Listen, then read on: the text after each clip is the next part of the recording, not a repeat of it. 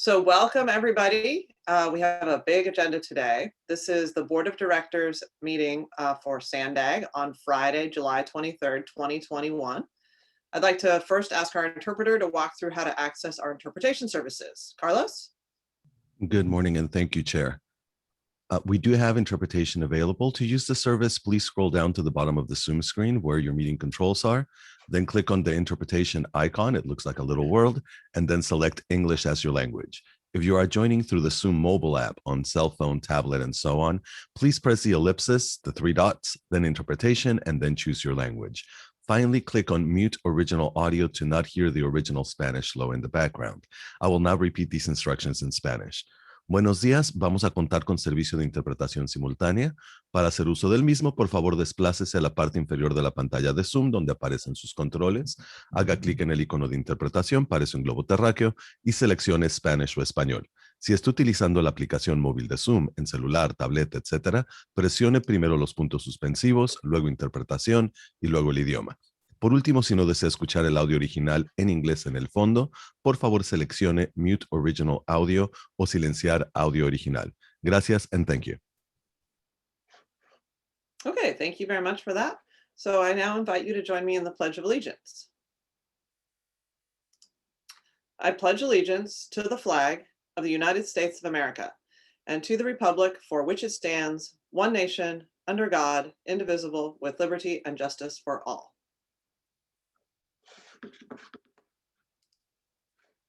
So now we have non-agenda public comments. So just as a reminder, we'll be taking non-agenda member comments at the end of the meeting. So Tessa, do we have comments from the public that are on non-agenda items? No, Chair, we do not. Okay, great. Then let's move to our next item, which is item number 2. So item number 2 is our workforce development. Me, Chair. I apologize. A hand was raised. Oh, okay. Let's go ahead and call on the speaker. I have 2 hands raised. Miguel Aguilera, please unmute and speak. Good morning. I'm struggling here with my... We can hear you. Go ahead. Yeah, I'll be right with you. Well, your time is ticking down right now, Miguel, so it's... Well, good morning. Good morning. My name is Miguel. We own the McDonald's 2-story landmark at Pet East.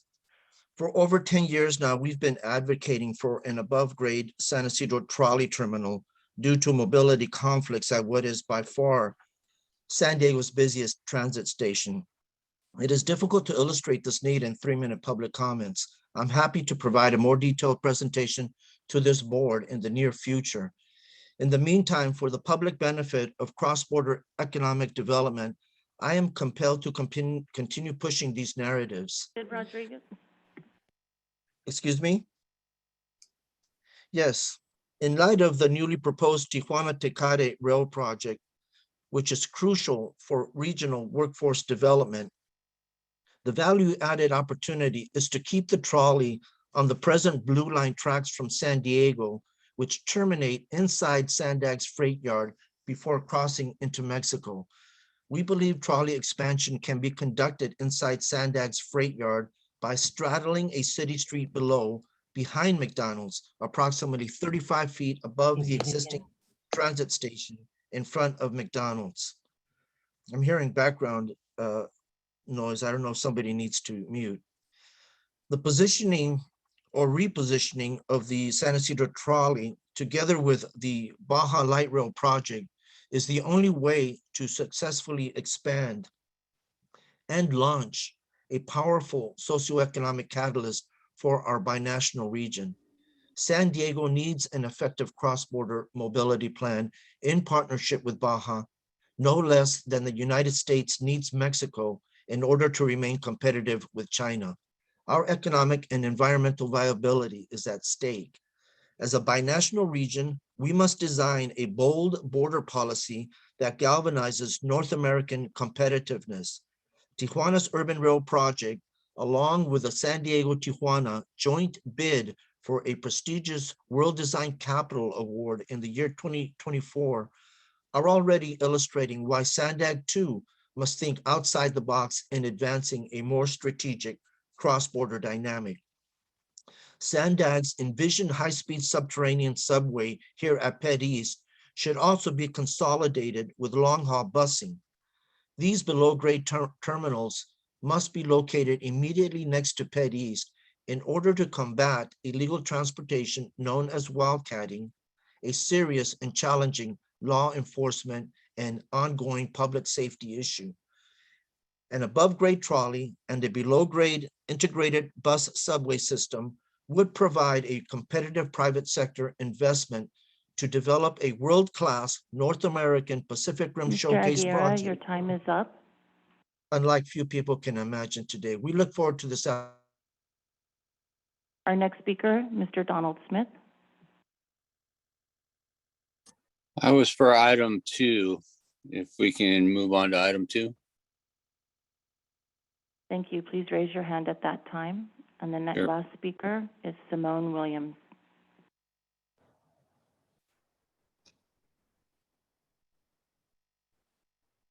Victor Morris, you will be our last speaker.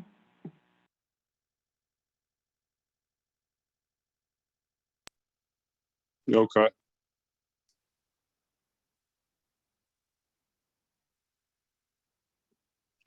Good morning, board. My name is Victor Morris. I'm a Black IBEW 569 member, and I support a SANDAG community benefits agreement with the Trades Council. Mr. Morris, I believe your comments are for item number 2. Oh, okay. Please raise your hand when we call for comments for item number 2. Okay, so I think I- that's all the public comments, right, Tessa? So we are about to move into item number 2. So Chair, we have we 2 will hands raised, but I believe they're for item number 2. If you're raising your hands for item number 2, please lower them at this time, and when the chair calls, you can raise your hand at that time. Thank you.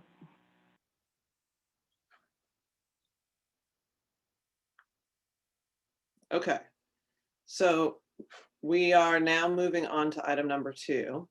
So this is the Workforce Development Program item.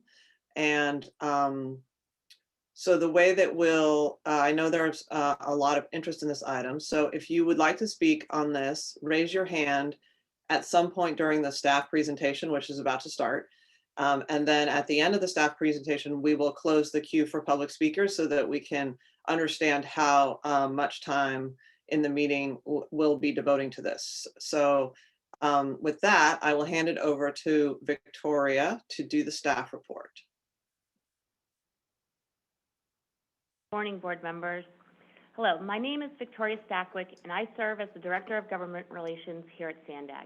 I'm here today with Ms. Elaine Richardson, Director of Diversity and Equity, and Mr. Marty Glaske with GAFCON, who serves as a labor compliance consultant for SANDAG. Earlier this year, the SANDAG Board of Directors approved a resolution and a commitment to equity statement. These serve as the foundation for actions that SANDAG takes to incorporate diversity, equity, and inclusion in all programs, projects, and policies. As a result of these board-level discussions, staff is here today to present a framework that could be utilized to compete for the use of local workers for SANDAG projects, provide living wage jobs to local workers, and support local apprenticeship training programs. During today's presentation, Elaine will describe the ways in which a partnership with labor would benefit SANDAG's diversity and equity programs. This relationship would be codified through a labor agreement that would among other things, would allow access to the labor's workforce pipeline. In turn, SANDAG would have the ability to create training programs strategically aimed to outreach to low-income and other targeted workers who may have been historically underserved, marginalized, and adversely affected by poverty and inequality. This partnership between labor and SANDAG is fundamental to expanding our diversity on our projects. Implementation of a project labor agreement would also allow the agency to compete for federal and state funding as project with labor agreements are more competitive. Marty is here to present an overview of the various components of the labor agreements as prescribed in state and federal law. You will hear him state that current public law requires labor agreements to include a fair and equitable bidding process. This means that both union and non-union entities may bid on projects. Current law also prohibits discrimination based on race and other factors, including membership in a labor organization. Per the board's direction to staff, we have brought forth today's action. That is to begin discussions and enter into negotiations to implement a community benefits agreement, a CBA, or known to some as a PLA, a project labor agreement. Should the board approve this action, working with all stakeholders, a process would be initiated to codify the specific components of the CBA and PLA, and staff would return to the board at a future meeting with the actual agreement for your approval. With that, I would like to turn it over to Ms. Elaine Richardson, who will go over how the various SANDAG labor partnership programs could be made more effective with a labor agreement. Thank you, Victoria. Good morning, members of the board. The Workforce Opportunities for Rising Careers, our work program, is the SANDAG approach to targeting workforce equity through a community benefits agreement. Work is a testament of the SANDAG equity statement, as we have an obligation to eliminate disparities to ensure inclusive opportunities are available to everyone. The purpose of work is to create inclusive programs for targeted and disadvantaged workers. We have partnered with the building trades in developing the region's pre-apprenticeship program. The trade support is critical to the success of work by providing long-term quality career opportunities for underserved workers. The Targeted and Disadvantaged Workers Program will be negotiated as a component of the Community Benefits Agreement that is so much more than a project labor agreement. The Targeted Workers Program will be a major component of the proposed Community Benefits Agreement. The focus will be to train targeted workers so that they may be successfully placed on prevailing wage jobs through the building trades. The proposed CBA will require contractors to utilize targeted workers on SANDAG projects. As you see here, these are the vulnerable and underrepresented populations within the Targeted Workers Program. Next, please. In addition to targeted workers, SANDAG is also focusing on low-income individuals. Using county data, SANDAG will identify locations where these disadvantaged workers reside. Proposed Community Benefits Agreement will require contractors to utilize a disadvantaged workforce from low-income areas. The pre-apprenticeship program is a pipeline to an apprenticeship program. This is the first phase of the proposed SANDAG work program. As a recipient of SB1 funds, SANDAG is required to participate in, invest in, or partner with new or existing pre-apprenticeship program. SANDAG initiated the process to apply for a $1.5 million state grant to fund a pre-apprenticeship program. We are excited to share with you that the region received the highest amount of the grant, which is $1.5 million. The grant also requires a building trades approved training program. Partnered with the San Diego Workforce Partnership, San Diego College of Continuing Education, which is our community colleges, and the San Diego County Building Trades to implement this program. We are proud to share the results of the very first graduating cohort. All students were people of color, and 24% were female graduates. And just to give you a comparison, on a typical construction project, we only maybe have 2 to 3% female workers. Now I have some amazing student success stories to share with you from the first pre-apprenticeship graduation that occurred at the end of May. The first student was unemployed and on public assistance. He's married with 3 children. He was living on less than $35,000 a year for a family of 5. Now, a comparison to that is the median income for the San Diego region for a family of 4 is $86,000. So you can see they were way under the median income. During the class, he applied to the Bricklayers and Tile Layers Union Local 4 and passed the test. He was unable to attend the graduation because he's already working on a prevailing wage job in Los Angeles on the Kaiser Hospital project. And his new trade will create a long-term successful career path for him and his family. Our next student is a single parent with 4 children. She grew up in the foster care system, and she was living off of food stamps. Passed the test and was accepted into the Millwrights Apprenticeship Program, which is for heavy machinery. Now she's on her way to a successful career in supporting her family. We have had tremendous success partnering with the building trades on the pre-apprenticeship program, and now the goal is to expand these partnerships through the proposed community benefits agreement. The scale and magnitude of the programs that SANDAG is developing requires the partnership of the building trades to be able to access the largest number of crafts and skilled and trained workers. Now I'm going to introduce Marty Glaske. He's the GAFCON Senior Vice President, and he's going to cover the additional information on legislation, workforce programs, and the community benefits agreement. Marty? Thank you, Elaine. Good morning, members of the board. This is a critical time for SANDAG and the region, as other agencies such as the City of San Diego, the airport, the port, and other major local projects will be competing for construction labor throughout Southern California. SANDAG needs to ensure it has availability to as many skilled and trained construction workers as possible for the anticipated 2021 regional plan projects. This chart highlights upcoming multi-billion-dollar projects within the San Diego and LA regions that will be competing for skilled labor.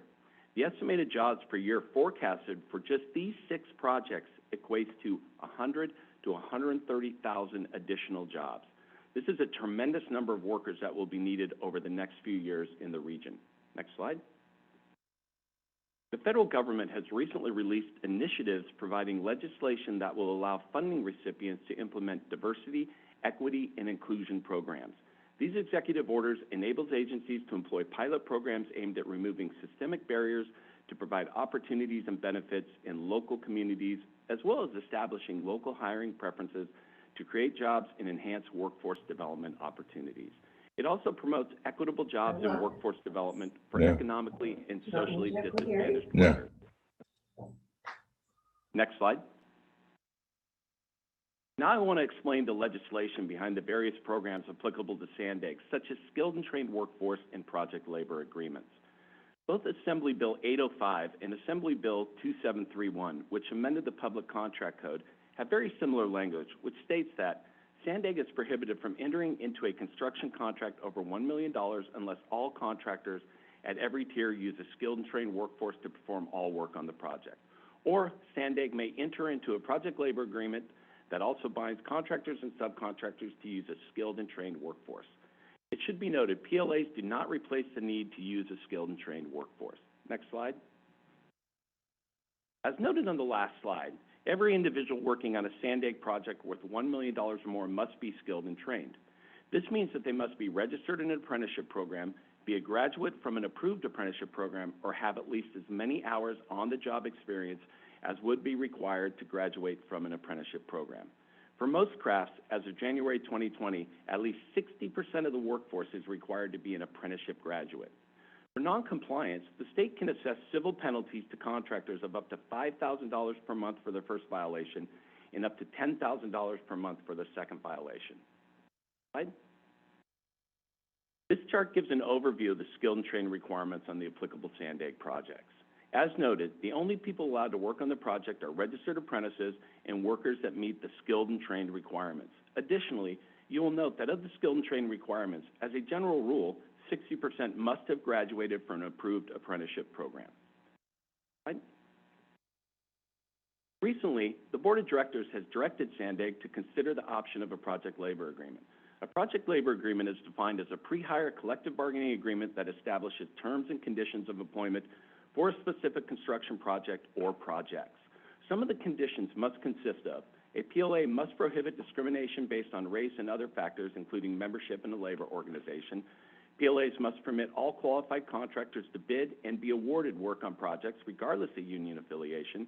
And PLAs also guarantee against work stoppages, strikes, lockouts, and provides measures for dispute resolutions. Next slide. As you can see by this list, project labor agreements are nothing new to the San Diego region. Several local school districts, cities, and other agencies, including LA Metro, the largest transportation agency in California, have implemented these policies in order to guarantee a skilled workforce on their construction projects. It should be noted, no two PLA projects are the same, and the PLA can be developed to address the priorities of each agency. Slide. In support of the board's direction to implement a PLA, SANDAG is proposing a community benefits agreement. A community benefits agreement is essentially a PLA with additional language to encourage local community and stakeholder involvement. A CBA promotes assisting vulnerable individuals as well as supporting of underserved local communities. The purpose of a community benefits agreement is to build the workforce pipeline needed to execute the 2021 regional plan and to reinforce this plan with various targeted hiring goals consistent with board priorities. The 2021 regional plan is currently in the review and approval process, and SANDAG needs to consider plans for securing a workforce pipeline to support future construction projects. And now Victoria will discuss the next steps. Thank you, Marty.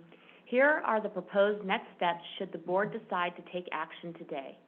Staff would create a work plan and budget to support the implementation of this policy framework and return to the board later this year with the negotiated terms for the agreement for the board's approval. As such, next slide please, the Board of Directors is asked to authorize staff to begin negotiations with the San Diego County Building and Construction Trades Council to execute a community benefits agreement. This concludes our report, and we are happy to answer any questions you may have at this time. Okay, thank you very much for that report. We're going to close the opportunity for public speakers now. So how many public speakers do we have? We have 43 public speakers. Okay, so the public speakers will have 1 minute each. And I encourage you as a public speaker, if you want to get together with other people who are making the same point, that you can all say things together if that is something that appeals to you. I think we'll take the public speakers and then we'll go to board questions and comments after that. So I see 2 board members with their hands up and we will be coming back to you, but let's hear from the public first. So go ahead, Tessa, and start in on that. Thank you. First speaker, Michelle Madam Cruz. Chair. Madam Yes. Chair. Yes, Mayor Hall. Yes, you know, this is an important item. Just giving people 1 minute is not fair. I think the public's here to give input, and I think it should be longer than 1 minute. Okay, well, thank you for that, your opinion. I think that I'm going to stick with 1 minute, and as the chair's prerogative to manage the meeting effectively. We do have a hard stop at 11 because we have noticed the next item for starting at 11. And I think it's important that the public speak and also that the board be able to speak. And so I want to make sure that we have enough time for both of those things to happen. So with a 21-member board, it's important we leave time for that. So with that, let's go ahead, Tessa. Michelle Krug. Good morning, board. Thank you for this opportunity for San Diego. This will provide a great opportunity for local hire, for encouraging people within disadvantaged communities to be able to get into apprenticeships and to get into a job, a career, not just a job is what I was trying to say. And that's really important. It also assures us being in compliance of AB 805 and being able to stay in compliance. This is a great opportunity for San Diego to change the quality of life here in our city and in our county. Thank you.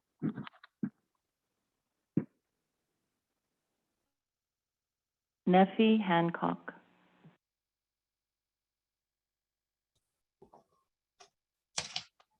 Good morning, board members. My name is Nephi Hancock, and I'm a union electrician with IBW 569, and I live in Spring Valley.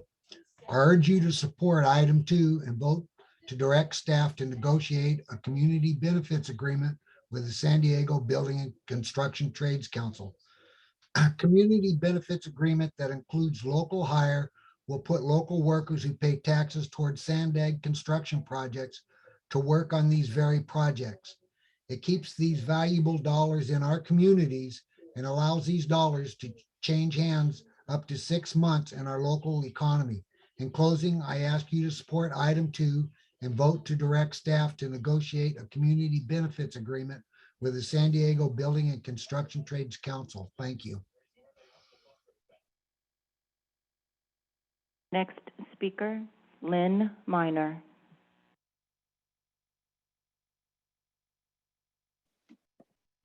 Good morning. My name is Lynn Minor, and I'm a female Asian American disabled veteran and a journeyman electrician with IBEW 569. I wish to speak in support of item 2, the community benefits agreement with the San Diego Building and Construction Trades Council. A community benefit agreement would create jobs for my neighbors and supply them with quality family health, dental, and retirement benefits. Our local economy can be strengthened by keeping our tax money local and by ensuring that good jobs go to local families. I was grateful for the opportunity that I had to go through the apprenticeship so that I could raise my children in a secure middle-class household. Thank you for your time, and I urge you to support the San Diego communities by supporting the Community Benefits Agreement.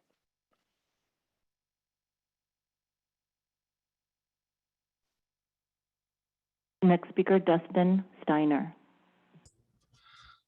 Good morning, board members. My name is Dustin Steiner, and I am calling on behalf of over 800 union and open shop members of the Associated General Contractors of San Diego. Our membership has been building San Diego for almost 100 years and looks forward to building our future. The AGC supports a balanced approach to improving the county's transportation infrastructure that allows all San Diego workers to participate. I sent you a letter on behalf of 5 open shop apprenticeship programs requesting that you don't shut out these hardworking San Diegans and their families. The direction on April 9th to include the Black Contractors Association apprentices was a positive first step, but still excludes many others. The AGC requests that you take the time to meet with all stakeholders to ensure a fair and equitable outcome for all San Diego construction workers. Thank you.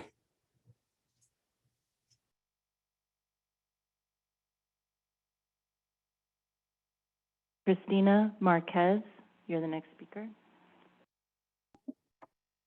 Good morning. My name is Christina Marquez, and I am a journeyman union electrician with IBEW 569, and I live in Ocean Beach. I urge you to support item 2. I was born and raised in San Diego County, and having the opportunity to help build my beloved city has been especially rewarding. I have personally benefited from community benefit agreements, as one of my first jobs I worked on as an apprentice was the Southwestern Community College football stadium. To have excellent pay with no wage caps is even better in a non-traditional occupation for women. Throughout my apprenticeship, it gave me the opportunity to grow as a person and to be a leader in the industry. In closing, I ask you support item 2. Thank you for your time. Next speaker, Steve Wilcox. Good morning, board members. My name is Steve Wilcox. I'm here with my wife, Kathleen Sachs. We are both union electricians with 569 and live in the San Carlos part of San Diego. We urge you to support item 2 and vote to direct staff to negotiate community benefits agreement with the San Diego Building Trades and Construction Trade Councils. Our family has benefited greatly from these opportunities. Our kids are both union electricians and work in the San Diego area. And we would like to urge you to support item 2 and vote to direct the staff to negotiate community benefits agreement with the San Diego Building and Construction Trades Council. Would you like to say something? Okay. Hi, I'm Kat. I'm Steve's wife, and I've been a journeyman and been a member of IBEW for almost 30 years. And Elaine described my situation accurately. 30 years ago, I was a single parent, and for the last 30 years, I've been able to support my family comfortably. Honestly, don't know what I would have done without the good. Thank you. Your time has expired. Next speaker, Matthew Leyva Gonzalez. Good morning. My name is Matthew Leyva Gonzalez. I'm a United States Army veteran. I'm also a proud third generation union labor of Local 89. I am in strong support of a community benefits agreement between SANDAG and the San Diego County Building and Construction Trades Council, and I strongly urge the board to approve this item today. Thank you very much for your time.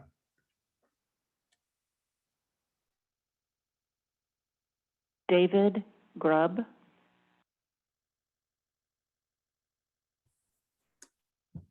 Good morning, Chair Blakespear and board members. David Grubb, speaking for the Quality of Life Coalition, 30 environmental and labor organizations representing many thousands of residents of San Diego County. I am proud to confirm the support of our member organizations for this important step in delivering on equity and good local jobs. Our member organizations have all signed on to a mission and vision statement that includes these lines. From the mission statement: create good middle-class jobs, especially in vulnerable neighborhoods, and support the collective bargaining rights of workers.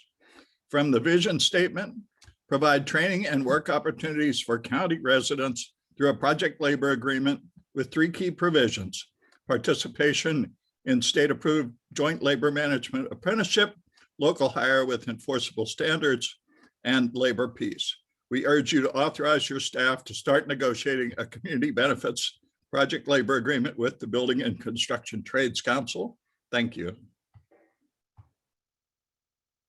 Next speaker, Alfonso Sanchez. Good morning. My name is Alfonso Sanchez. I'm a resident of San Diego, and I'm a member of Local 89 Labor Union. And I strongly ask for your support of the Community Benefits Agreement. Thank you all. Next speaker, Ed Wallace.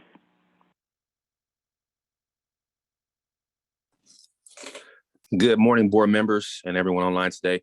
My name is Ed Wallace. I'm a proud member of Homework SD and a 3rd-year apprentice with the IBEW Local 569, here today in favor of a community benefits agreement with SANDAG. Personally, being present here today is one of the many proud moments that I've experienced over the past 2.5 years. After serving a substantial amount of time in prison, I came home, and soon after, I got a warehouse job with Home Depot. It wasn't my dream job, but it was employment, which I was thankful for. Fortunately for me, a year later, I ran into Jason Shanley, who told me that he started an organization called Homework, which helped formerly incarcerated men and women when they came home. So I attended a dinner, which was held monthly, and had no idea that I would leave that night with a strong desire to become a construction worker. I had the privilege of meeting Tom Lemon and Carol Kim, who put action behind everything that they spoke, and by doing so, changed the course of my life. I now have a sense of pride and security from work, which I never had, a career that my son can speak of proudly, as well as one that has put me in a position to provide for my family, give back to my community, and pursue my dreams. So if this article means more work for local San Diegans, along with life-changing opportunities for individuals like me, then I strongly support it. And I thank you guys. Your time has expired. Next speaker, Thomas Conrad. Hi, my name is Thomas. I live close to UC San Diego. I'm a member of the San Diego Green New Deal Alliance, and I strongly urge everyone here to support this item, because investing in local workers, investing in good middle-class jobs, investing in economic security for vulnerable communities in our county should be a priority of all agencies in the government, and should be part of any lens that we use when we're investing in public goods like transportation infrastructure. So yeah, strongly support it. Urge you all to as well.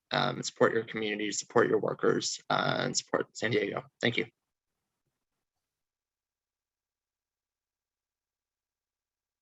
Next speaker, Noah Harris.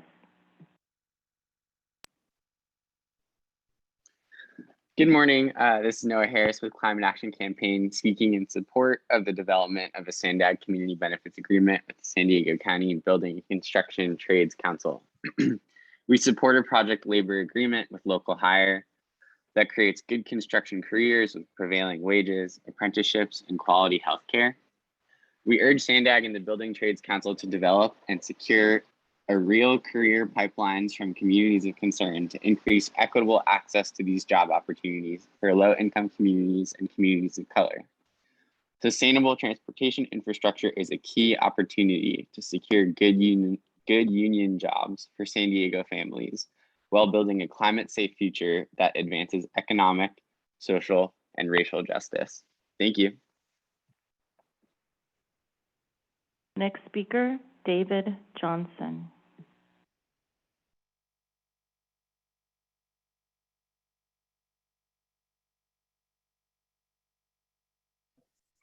Good morning, board members.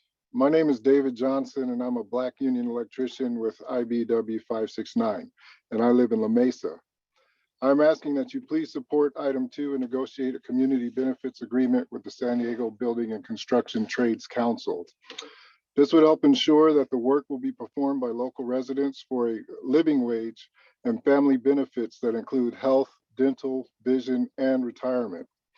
The workers of the San Diego building trades are the best of the best, and the money we earn goes right back into our local communities. With the excellent wages I have earned as a union electrician, I've already put one of my children through college and will be able to do the same for 2 more, giving them opportunities that I never had. Thank you. Next speaker, B. Mittermiller. Good morning, Chair Blakespear and members of the board. I'm speaking today for San Diego 350 to support the negotiation of a community benefits agreement. Thank you very much.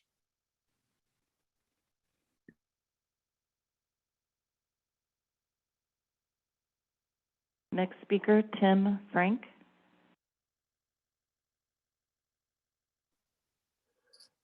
Good morning. I'm Tim Frank, and I'm the Executive Director of the Center for Sustainable Neighborhoods in strong support of this action.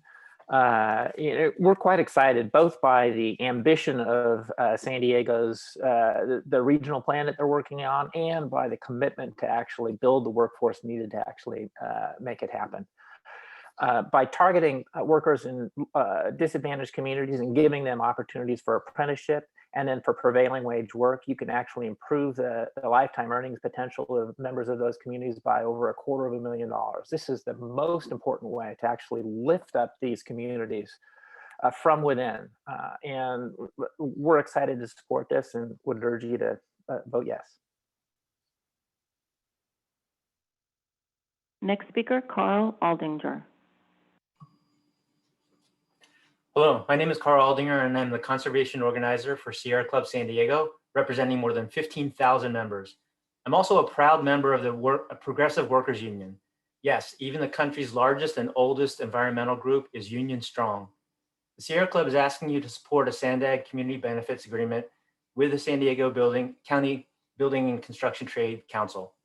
Building the San Diego of tomorrow that protects the planet's future, protects our natural spaces and native species, and improves San Diegans' quality of life with new infrastructure that lowers VMT and emissions must also center on quality, local workforce development of skilled and trained workers, and extending job opportunities to communities and individuals who have been underrepresented in the trade through pre-apprenticeship work and ARC programs. Thank you.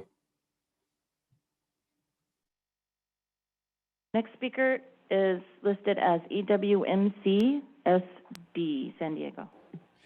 Good morning. My name is Stephen Stepp, and I am a member of the Electrical Workers Minority Caucus of San Diego and Imperial County. A few years back, I retired from the IBEW as an electrician. I'm also an instructor at a electrical training institute, which is part of our apprenticeship program. A few years back, I was asked by the San Diego Community College District to help them under AB 86 develop a pre-apprenticeship program that has now been implemented at ECC, the Educational Cultural Complex located in districts 4, 8, and 9 in San Diego and right next door to National City. The pre-apprenticeship program that they have is currently offering opportunities for people to get into the trades, but one of the conditions for that pre-apprenticeship program to expand is that there are opportunities to go directly into apprenticeship programs. The San Diego building and construction industry is in need of apprentices from a multiverse conglomeration of people in the low-income community, and this is a perfect way and one of the only ways to ensure that apprenticeship opportunities is available. Thank you. Next speaker, William Statham.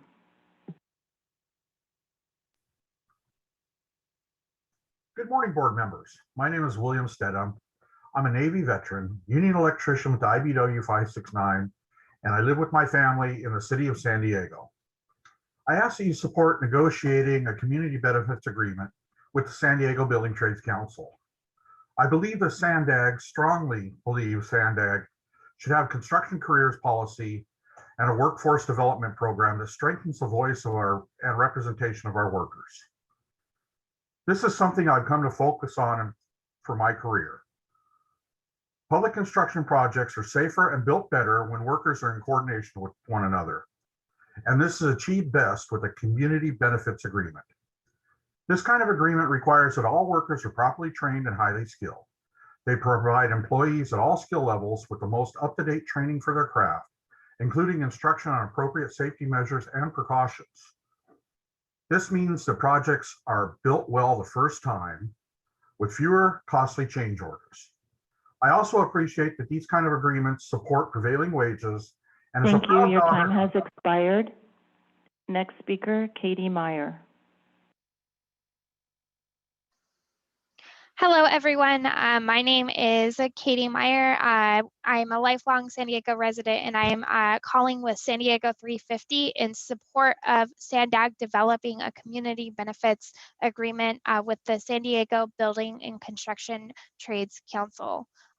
This PLA is really important for workers' rights, and we are wholeheartedly behind this. Thank you.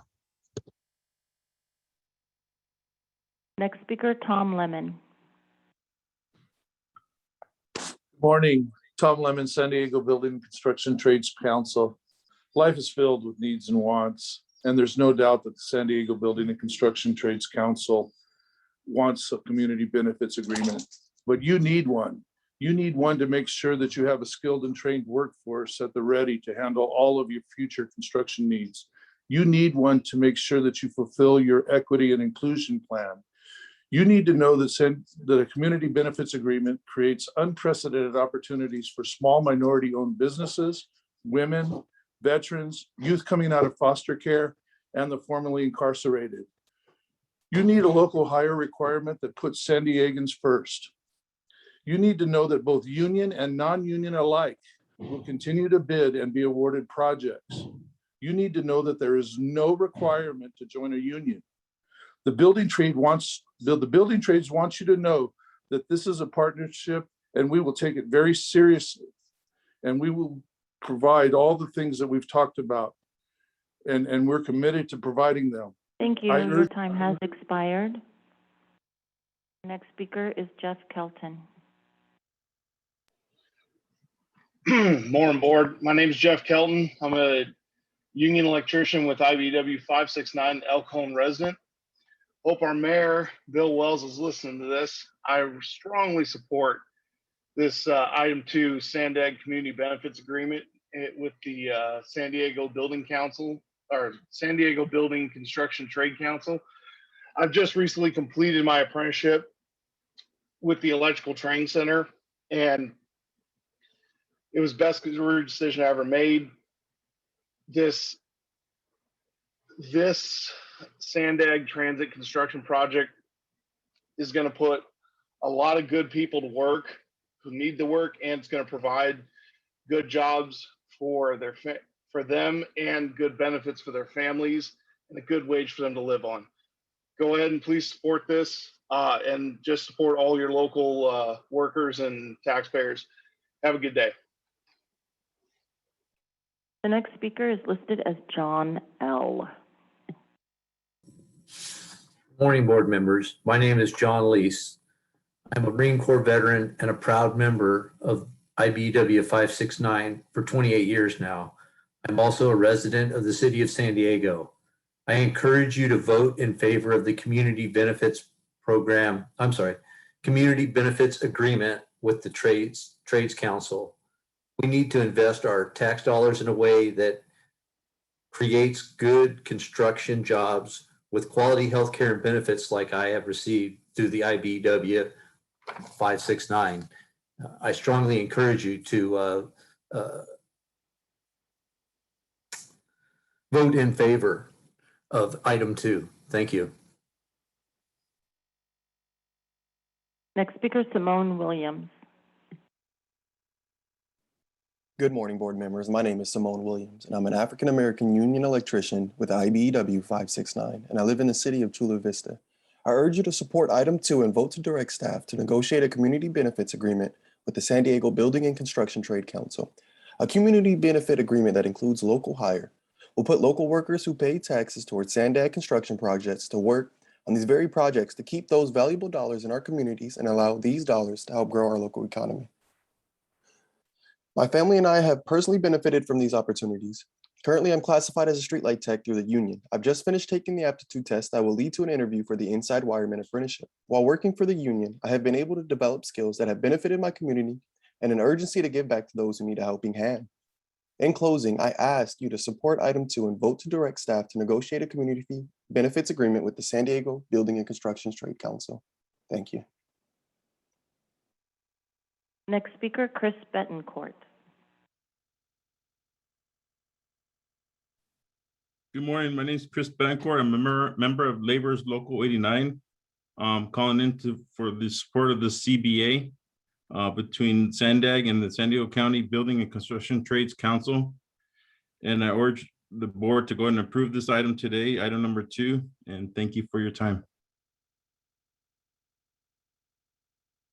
Next speaker, Victor Morris.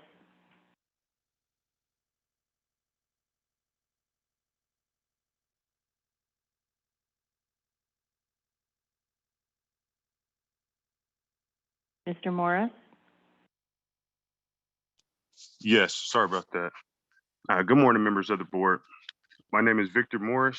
I'm a Black IBEW Local 569 member, and I support a SANDAG Community Benefits Agreement with the Trades Council. I've worked non-union construction for 10 years, and since joining the union, honestly, it's been a breath of fresh air.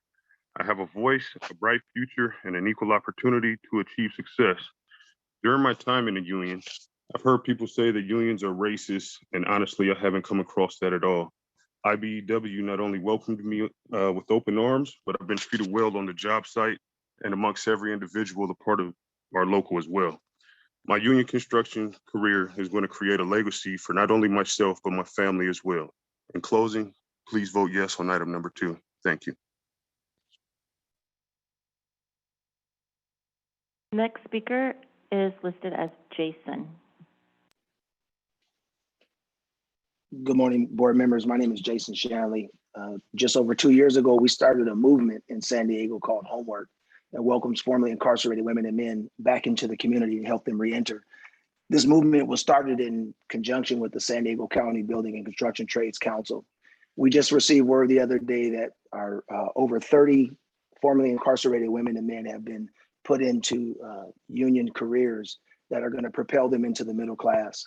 There'll be a lot of emotional rhetoric happening around this particular topic, and that's fine, but I urge the board to consider the reality of what an agreement like this would mean to folks that have sometimes 3 or 4 minority strikes against them, and one of them being a conviction of a felony. This is really about local hire for us. Many of the folks that we deal with are on parole or probation and can't leave the county of San Diego. These local dollars mean a lot. I urge you to support item 2 and vote to direct staff to negotiate a community benefits agreement with the San Diego Building and Construction Trades Council. This is about successfully reentering society. Thank you. The next speaker is Rita Clement.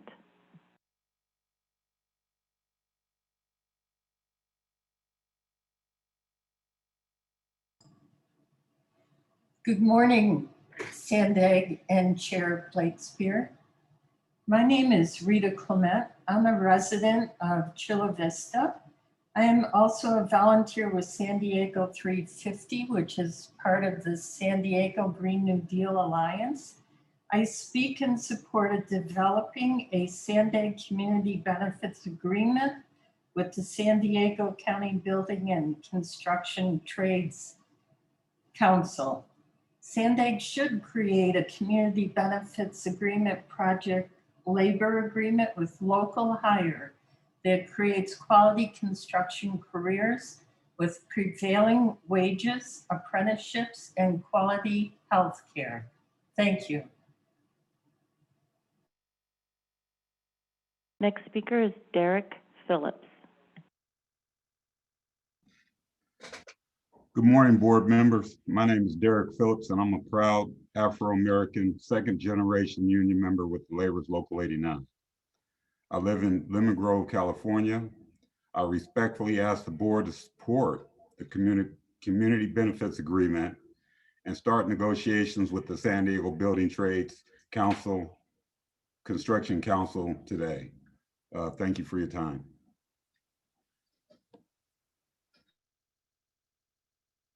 Next speaker, Alex Pucci. Good morning, members of the board. My name is Alex Pucci, and I am a member of the IBEW 569 as a journeyman inside wireman. I recently graduated from their 5-year apprenticeship program, which is procured through Palomar College, and currently live in Hillcrest. I am working full-time and have been for the last 6 years due to my involvement with the IBEW. But my life wasn't always so great. In the years before I came to the IBEW, I was a drug addict and a convicted felon. I was receiving food stamps and in and out of hospitals. After overdosing on heroin, I checked myself into rehab and got clean, but unfortunately, really struggled to find employment due to my felony convictions. A lot of jobs wouldn't even give me an interview after seeing my record. I decided to learn a trade in order to attempt to start my life. The IBEW allowed me to join their apprenticeship, and I was able to thrive. I currently am involved with the EWMC, which is committed to promoting a vibrant, diverse community that embraces creative ideas, social and economic justice, and equal opportunities for minorities and those Thank you. Your traditionally. time has expired. Our next speaker, Javier Alvarado. Good morning, board members. My name is Javier Alvarado, and I am a proud second-generation member of Laborers International of North America, Local 89. I am also a resident of National City, and I urge you to support and vote to direct staff to negotiate a community benefits agreement with the San Diego Building Trades Council. Thank you for your time.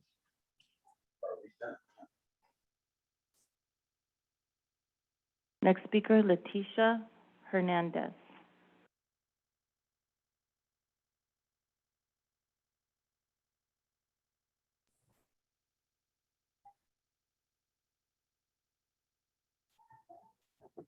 I'm sorry, the next speaker is Jennifer Wilson. Good morning. My name is Jennifer Wilson.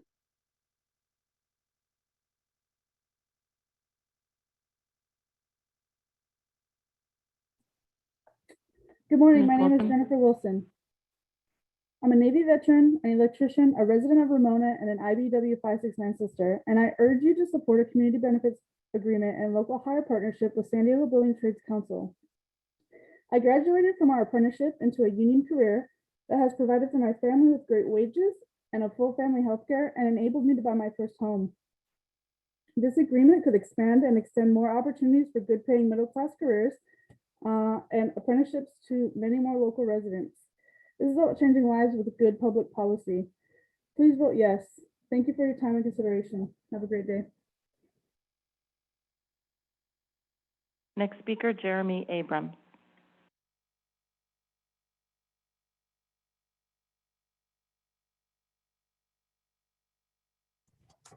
Good morning. My name is Jeremy Abrams. I'm the president of Building Trades and the business manager of IBEW 569, where I represent 3,600 local union electricians. I speak in favor of SANDAG negotiating a community benefits agreement with the Trades Council that will create more good paying jobs for all of our local residents, including more apprenticeship opportunities. Speaking of apprenticeships, I'll share that our IBEW 569 program currently trains 550 apprentices, and an agreement with SANDAG will cause us to create even more local apprenticeship spots in the communities.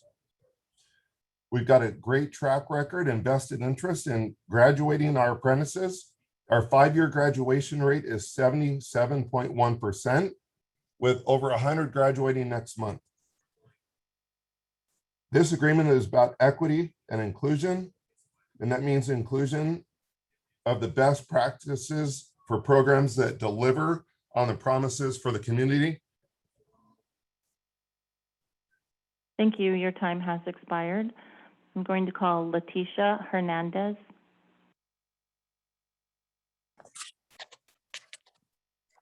Hi, my name is Leticia Hernandez, and I am a IBEW 569 member. I would like to support this also. As a member of District 4 growing up, I never thought I'd be moving out of that small neighborhood, and it's given me the opportunity to have a reliable car and to live in an area where I'm not worried about walking to the trolley station. If you guys could please take us into consideration, that would be wonderful.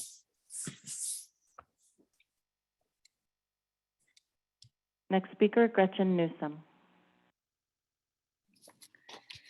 Good morning, Gretchen Newsom on behalf of IBW 569 and our 3,600 union electricians and power professionals. Honorable board members, it has taken us a long time to get to this point. And what you have before you is the decision of whether or not to merely enter into negotiations with the building trades on a SANDAG community benefits agreement. Nothing in the staff report or this action is exclusionary, but it is inclusive of equity, and you have the ability to transform careers and change lives, making a real difference in the lives of hundreds, if not thousands, of local families. Make no mistake, projects under this kind of agreement are awarded through a fair, open, and competitive process for union and non-union contractors alike, allowing companies and DBEs to grow and thrive. But the true gem and benefit of a community benefits agreement or labor agreement is the impact on the workforce with local hire, apprenticeship opportunities, and the creation of construction careers for local families, including those that have had barriers to career entry, like the formerly incarcerated or foster youth. We ask for your support today. Thank you. Next speaker, Bridget Browning. Good morning. Thank you so much for taking my testimony. I'm Bridget Browning, and I'm the Secretary Treasurer of the Labor Council, and we are here in strong support both for our environmental community and for the workers that live in San Diego County that deserve a chance to have good paying jobs that can help lift them and their families out of poverty. I encourage you to support the community benefits agreement. Thank you so much. Next speaker, Satomi Rosh Ziegler. Good morning. My name is Satomi Rash Ziegler. I'm a resident of La Mesa, the president of the Coalition of Black Trade Unionists, a member of the United Steelworkers, and the managing director for the San Diego and Imperial Counties Labor Council. I urge the board to vote yes to supporting and developing a community benefits agreement and a PLA with the San Diego Building and Construction Trades Council. Good local jobs mean a boost for our local economy and for the working families in the county who continue to struggle to make ends meet. I wholeheartedly believe this is an equity issue that would move us closer to, as a region, to addressing the racial wealth gap. As the racial wealth gap narrows when union membership increases because union members have greater wealth than non-members, and the difference is much larger for BIPOC folks. Union members earn 20 to 50% more, have more benefits, and have more employment stability than non-members. And when we look at the unemployment rate, we see the disproportionate rate in which Black folks are impacted is 3 times higher than that of county unemployment rate. Black families in San Diego experience the highest rate of poverty and continue to be pushed into low wage work. Something has got to change. So it's no secret that unions have a big impact on folks that have been traditionally marginalized in society. So we urge you to vote yes. Your time has expired. Our next speaker is Carol Kim. Good morning, Chair Blakespear and board. My name is Carol Kim, and I'm with the San Diego County Building and Construction Trades Council. We are really very grateful to see this item being taken up by you for consideration, and I urge your support for item 2 and ask you to vote to direct staff to negotiate a community benefits agreement with the San Diego Building and Construction Trades. Our unions have a deep and abiding commitment to the communities of San Diego County, and I dare say that there is no one who's invested more personally and organizationally in working to create opportunities for BIPOC community members to create careers in the construction industry with some of the most challenging structural constraints that our citizens can have than the leadership of the San Diego Building Trades Council. You've heard some of those members speak today, and we'll hear more, and we're both proud and humbled to have had a positive role in the stories of these people's lives. Many of the concerns that have been raised by opposition about the lack of racial equity in the workforce will not be addressed by inaction. In fact, those inequities exist because of long-time inaction, and those who are calling asking you not to act today are actually asking you to maintain the status quo. Join us in taking action and in leaning in to create more opportunities for those who live in disadvantaged communities. Thank you. Thank you. The next speaker, Alistair Mulholland. Good morning and greetings, relatives. My name is Alistair Mulholland. I'm a Native American, Ute and Yaqui, and also Irish American. I'm also a proud member of the IBEW 569, a first-year apprentice for the Inside Wireman. I've been living in Oceanside since 1995, and I was made aware of the IBEW thanks to the collaboration of Rose Davis with the Indian Voices newspaper and Jeffrey Jackson with the American Indian Apprentice Initiative. They informed me the IBEW had work to offer and the want for apprentices. I had recently been laid off from a job because of the COVID-19 crisis. And I would like to tell the board that in my 20 years of working, I never had full-time health insurance until I joined the IBEW. Many years I had no health insurance. Many times I qualified for Medi-Cal even though I was working full-time. The fact that the health benefits can even extend to my family is a great stress reducer because it gives me a sense of economic security and the relief of not being a burden on the system. Working with the union has been a rewarding experience. Many of my new brothers and sisters have given me tools when I did not have them, something I never experienced before. And, you know, I've got to work building the San Diego airport. I'm helping build right now the hospital in Encinitas. And I see that there's a quality in the work that I haven't witnessed before working in other occupations. And, you know, I'm just really grateful for this opportunity and thank you for letting me share my mind today. Next speaker, Sean Keone Ellis. Hello, everybody. My name is Sean Keone Ellis. I am a union pipe fitter for Local 230 here in San Diego, and I represent 1,700 members who build this great city.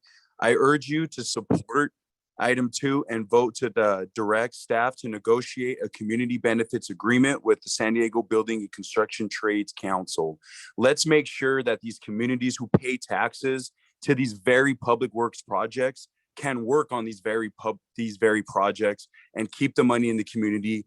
In these communities, people don't own homes. And if you allow these community benefit agreements to happen, these communities will join great apprenticeship programs, join these great unions where we have a living wage, where we can buy our homes here in San Diego and stay in our great state because we are the best state, right? So, you know, to be quite frank with you, we have to do this for our San Diegans and for these communities. Please support item 2 and allow the San Diego Building Trades Council to get this done for these great communities. Thank you for your time and have a great day. Thank you. The next speaker, Donald Smith.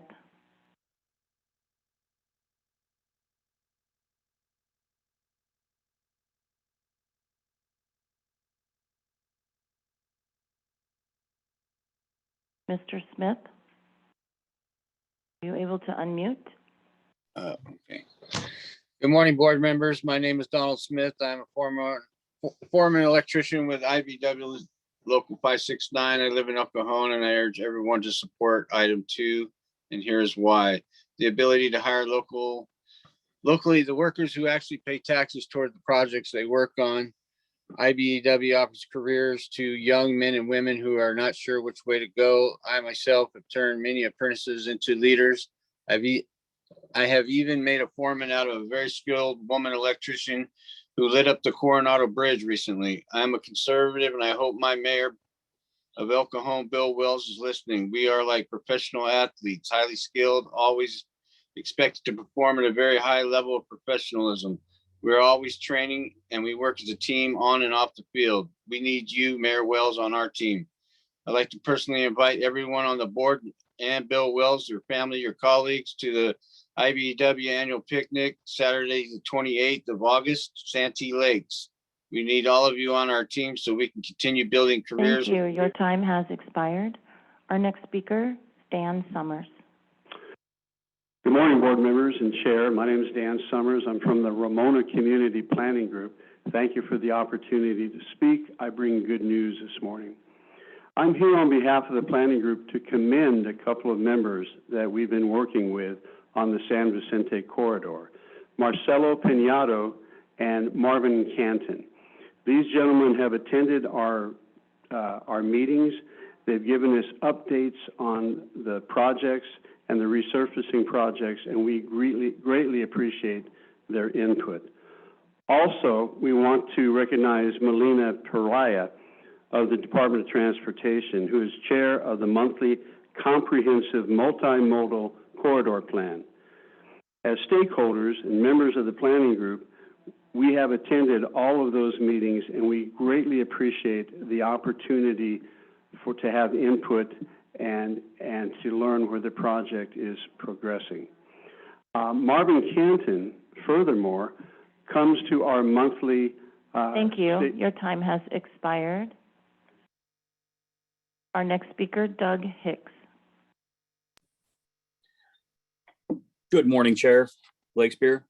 My name is Doug Hicks. I'm with the Southwest Regional Council of Carpenters. On behalf of our 6,000 member and thousands of potential members that this CWA could create, this community benefits agreement would help maximize and protect funding for San Diego infrastructure. Our infrastructure is aging, and now is the time to invest in both our hard infrastructure and the workforce who will build and maintain it.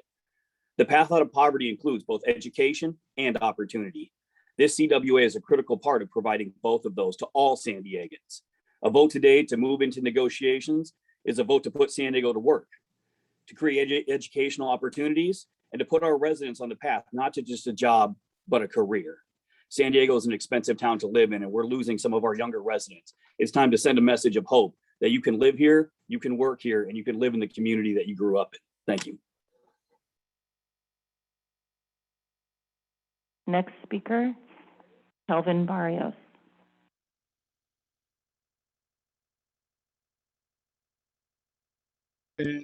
Board members, my name is Kelvin Barrios. I'm the Director of Government Affairs for Laborers International Union of North America, Local 89. I'm calling in support of this item on behalf of our business manager, Valentin R. Macedo, and our over 3,800 union members. We urge the board to support entering into a community benefits agreement with the San Diego County Building and Construction Trades Council. Again, thank you for your time.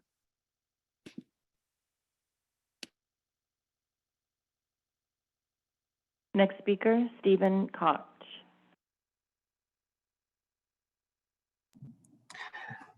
I'm Stephen Cook with MTGL Testing Laboratories in Sorrento Valley.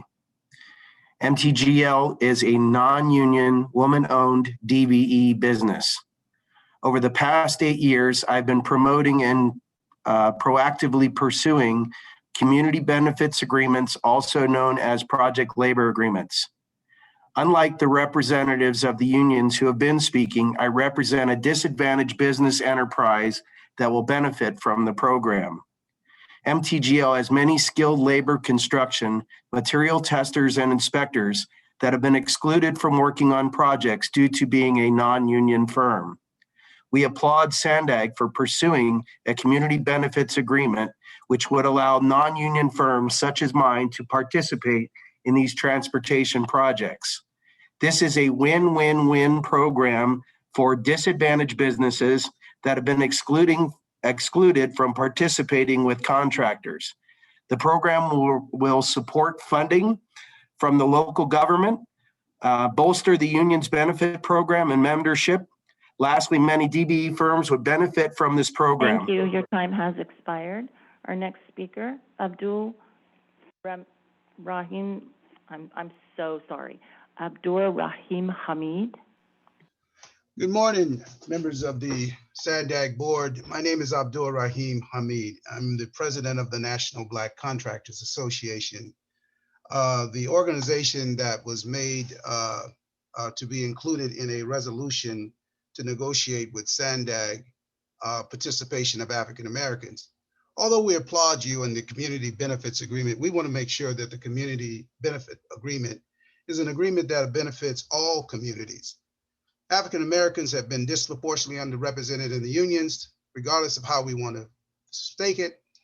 We are asking to participate with all apprenticeships, and equity means inclusion and participation. So we're asking you to hold your commitment to the resolution to be inclusive and to allow African Americans to participate and not to be excluded. No one should be forced to join a union or pay a union fee to be a member. We believe that fairness and equity means equality for all. We're here to support you, and we're going to work with the unions to make this happen. Thank you. Thank you. Next speaker is Rick Bates, and I'd like to remind the public that the time to raise your hands for public comments on this item has closed. Yes, good morning. My name is Rick Bates on behalf of Unite Here Local 30, here this morning to speak in support of developing a community benefits agreement with the San Diego County Building and Construction Trades Council. For those of us who are from San Diego or who have been here for a while, we know that the San Diego Building Trades Council represent more than just our region's most skilled and trained workforce. In fact, for years, the trades have been at the very forefront for the fight for quality of life for working class people throughout our region. From advocating for affordable housing policy reform for working class people to organizing weekly food drives for unemployed workers during the pandemic, the San Diego building trades are consistently true community partners. Unite Here Local 30 is confident that should SANDAG develop a community benefits agreement with the Building Trades Council, that it will mean life-changing career opportunities for so many in underserved communities, including women, veterans, and our formerly incarcerated men and women. I strongly ask for your support for such a community benefits agreement. Thank you. Our next speaker, Duran Howington. Good morning, board members and chair and everyone present. My name is Darren. I'm a journeyman electrician with the IBW 569 here in San Diego. I'm also an active member of the Minority Caucus and an instructor at our Apprentice Training Center, so I can see firsthand how important these decisions are for our community. I've personally benefited from these opportunities being a veteran of the U.S. Navy. I know how challenging separation and then integration back into the civilian sector can be, and opportunities available to me as a direct result of these types of agreements provided life-changing benefits for me and my family. And also San Diego being a military town, I firmly believe that my community will benefit and be much stronger if my neighbors have the same opportunities. So in closing, I ask the board to support item 2 and vote to direct staff to negotiate a community benefits agreement with San Diego Building and Construction Trades Council. Thank you. Thank you. Our next speaker is Val Macedo Jr.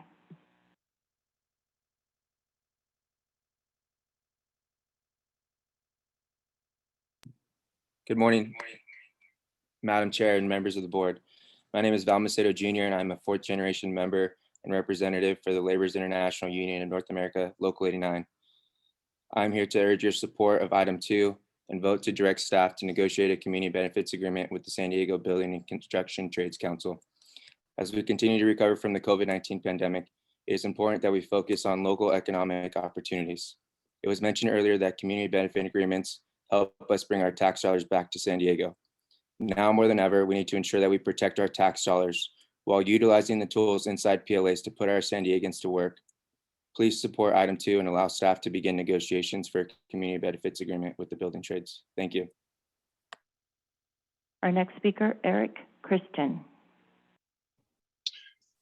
Good morning. My name is Eric Christian. I'm the Executive Director of the Coalition for Fair Employment and Construction. Every union speaker who's had prepared comments given to them and spoken today has an opportunity to work for you already. The 90% of the local construction workforce that wakes up on a daily basis and works union free will not, however. No matter how many times staff uses euphemisms like discrimination, exclusion, equity, a PLA does exactly that. It discriminates. It forces a non-union worker to pay into union health, welfare, and pension plans they'll never vest in. That's wage theft. It explicitly excludes non-union young men and women in apprenticeship programs that aren't unionized. Don't sign on to anything that excludes anyone or engages in wage theft. Thank you. The next speaker is Josh Middleton.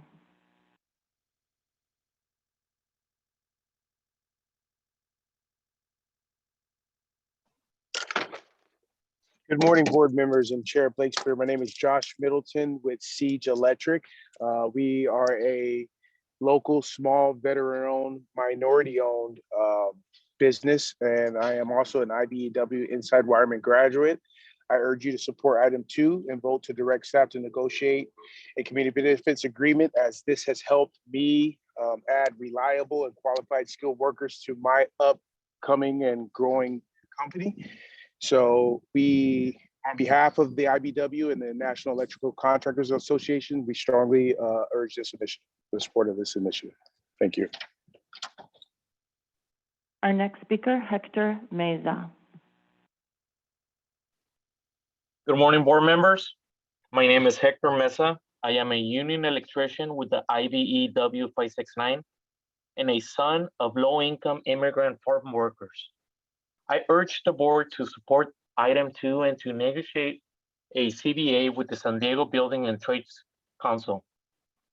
A CBA provides opportunities for apprenticeship programs that provide a path to middle-class careers with great wages, healthcare, vision, dental, and retirement plans.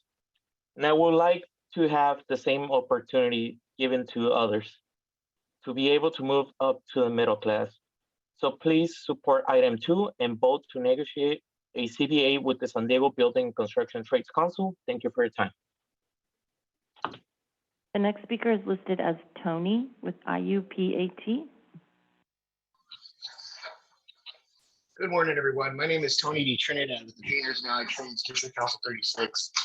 We represent painters, drywall finishers, glazers, floor layers, and trade show and exhibit builders at the San Diego Convention Center. And on behalf of our membership in San Diego, we urge the support of item 2. It's been far too long. We need to pass this resolution. I heard a gentleman say earlier that there's a lot of discriminatory action with our apprenticeship schools and our training facilities. That's far from the truth. We encourage everybody to come in, any walks of life to come in. We do not discriminate. We encourage this to be passed because it'll increase not only the wages with the community, but also our apprenticeships and all families that reside in the community of San Diego. So we strongly urge you to support item 2. Thank you. Bye.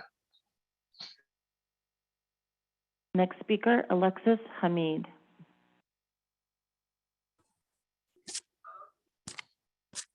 Hi, my name is Alexis Hamid, and I'm here to remind SANDAG of their commitment to equity and inclusion. Listed on the agenda is the Building Trades Council. All of the injustices and unfair and racial practices that have taken place in America is because when people have the chance to make it right and do better, they turn a blind eye and say it's above me, or blatantly ask the board to let staff negotiate with only unions. I encourage you all not to let an exclusionary agenda item retract your commitment to firmly uphold underserved, systematically marginalized groups impacted by the actions and inactions at all levels of your government. Your words. History shows that PLAs practice exclusionary practices. Why do unions only get to work? This is your time to jump in on the side of history and stop racist policy. Everyone must be written in, not just the unions. Thank you. The next speaker is listed as April. Hi, good morning. My name is April Hatton, and I'm an IBEW journeyman. I work as a foreman in our union, and I'm the president of the United Sparkies, which is the IBEW 569 Women Committee. I live in University Heights, and I'm also a disabled veteran. I'm urging you to support item 2 and vote to negotiate a community benefits agreement with the San Diego Building and Construction Trades Coalition. Our members are a vital part of the San Diego community, and we support the San Diego community with our outreach programs by spending our hard-earned wages in the San Diego community. I'm grateful for the opportunities afforded to me as a part of this union, and rather than making complaints that not enough women are in the trades, United Sparkies are conducting community outreach to women and girls and encouraging them to become tradeswomen. Just this month, we sponsored— Thank you. Your time has expired. The next speaker, Kevin Dayton. Hello, Kevin Dayton, and I'm going to bring a sour note into this celebration of project labor agreements. I'm going to remind the SANDAG board that you actually work for the people of San Diego County and not the union and environmental leaders who are here talking before you. You need to consider doing projects that provide the best price for the people. And you need to make sure that you do not put in any bid specifications and contracts that hinder competition and make these projects unnecessarily more expensive. You have to keep in mind, once again, you are working for the people of San Diego and not for these special interest groups with their prepared statements in support of this project labor agreement. You should vote no on this, and I'll be explicit about it. Vote no. Thank you. Next speaker, Shane Harris. Yes, good morning to the board. This is Shane Harris, Government Affairs Director for the National Black Contractors Association. I am calling in today because in April, you made a commitment as the SANDAG board to, above all things, work with the National Black Contractors Association. While I understand it is legally permissible for you to work with the Building Trades Council on a project labor agreement, I find it very interesting that in working with the Building Trades Council, that there is still no solid agreement in place that shows and demonstrates that staff will work with the National Black Contractors Association. So here's my ask. Because project labor agreements show startling history in San Diego County of the lack of African Americans, while San Diego County 6.9% African Americans represent county's population, only 3% are apprentices within the unions, labor unions, project labor agreements.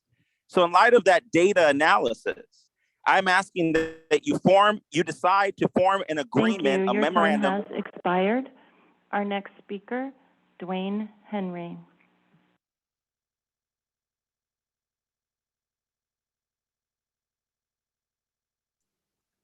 Hi, my name is Dwayne Henry. I'm the president of Moore Electric. I'm an African-American electrical contractor here in San Diego. I reside in National City. And I just want to say I'm strongly in support of the CBA agreement. I believe these PLAs provide great opportunities for contractors like myself to provide opportunities, jobs, and careers to the community and hardworking individuals. Thank you. Our next speaker, Abdul Rakib.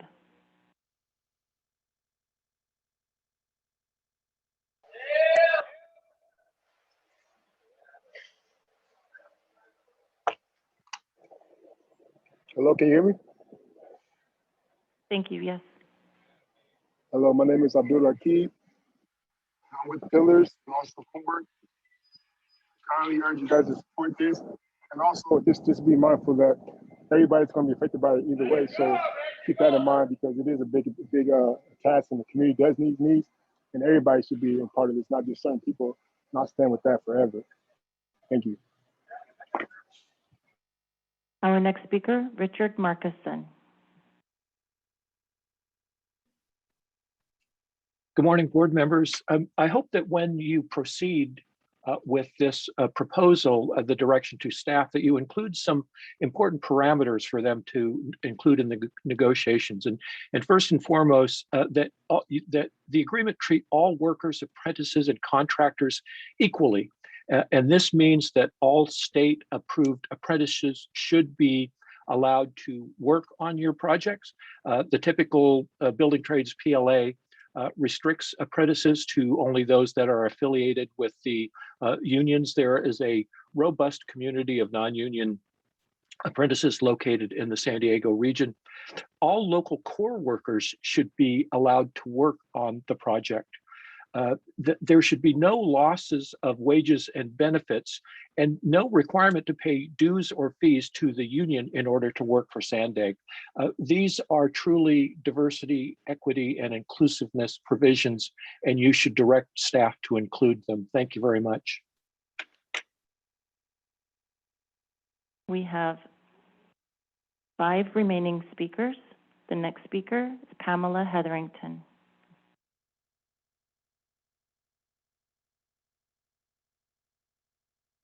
Thank you. Good morning, SANDAG Board. I am Pam Hetherington from the Environmental Center of San Diego. The unions helped build this country, and they can continue to do so in a very equitable and fair manner. I think that having unions a PLA, a community benefits package is what San Diego needs. We have some of the most expensive real estate in the country. And in order to have people to fill those homes, we need better wage. So I urge you to support item number 2. Thank you. Our next speaker is listed as Caro.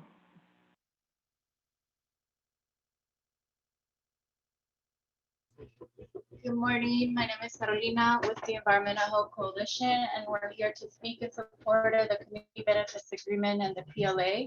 It's about equity and justice. We need to guarantee that the projects that we're looking at for the transportation plan ensure that the workers are being paid fairly, and this is about equity and justice. Thank you.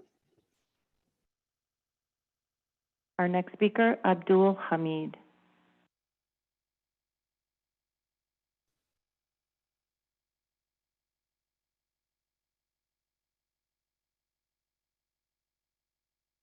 Hello, my name is Abdul Hamid. Can you guys hear me? Yes, sir. Okay. Yes, I'm a union carpenter, a union foreman for San Diego 619 local carpenters. I'm also a BCA apprentice. I came through the BCA and I do not support this PLA agreement. They say inclusiveness in the community, but I'm looking out for my community. I'm the only Black carpenter on any job that I show up on. I'm also a foreman on any job. I just want my people to work, the community. What community are you guys serving when you do this PLA? There is a very small percentage of Black union members. BCA has Black, Mexican, white, all members, and we all just want to be included. I want my community. I want to be able to see my brothers buy houses and live the American dream. And with the PLA and excluding the Black Contractors Association, we can't do that. Thank you, Brother Hamid. Your time has expired. Our next speaker, Danny Avicha.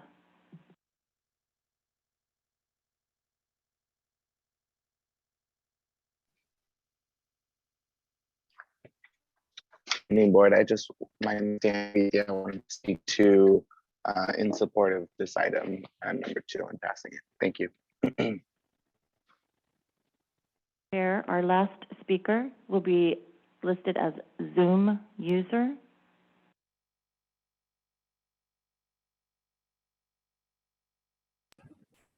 Morning, my name is Lawrence Backus, and I am a Black man in the IBEW. I have 22 years in the trade, and joining the union was the best thing I could ever have done for my family, myself, and my career. Now, there's all this talk about unions are racist and all that is a bunch of bull. There is bigotry in every aspect of life, but joining the union, I have rights and I have a voice with the union to speak up for me whenever I feel I've been discriminated against. So I ask that you support this bill, or item number 2, please. Thank you. Thank you. That completes the public comments for this item. Okay. Well, thank you so much to the public who participated in this and showed up today to share your opinion with us. We really value that. I do see a number of board hands up, and if you do want to ask a question or speak, please make sure and put your hand up. So I'm going to call on Vice Chair Mayor Sotelo Solis. Thank you so much, Chair. Can you hear me? I can. Great. Thank you so much, colleagues. Today we've heard of the benefits of a project labor agreement, but we've seen our country be built with union labor and the benefits of community benefits agreements. And today we'll learn more about workforce equity, the hiring of working class community members, people of color, working to decrease the racial wealth gap, hiring, again, women and those that were formerly incarcerated, and again, all with the ability to have people have the ability to have upward mobility, but the goal of the middle class, home ownership, and so much more.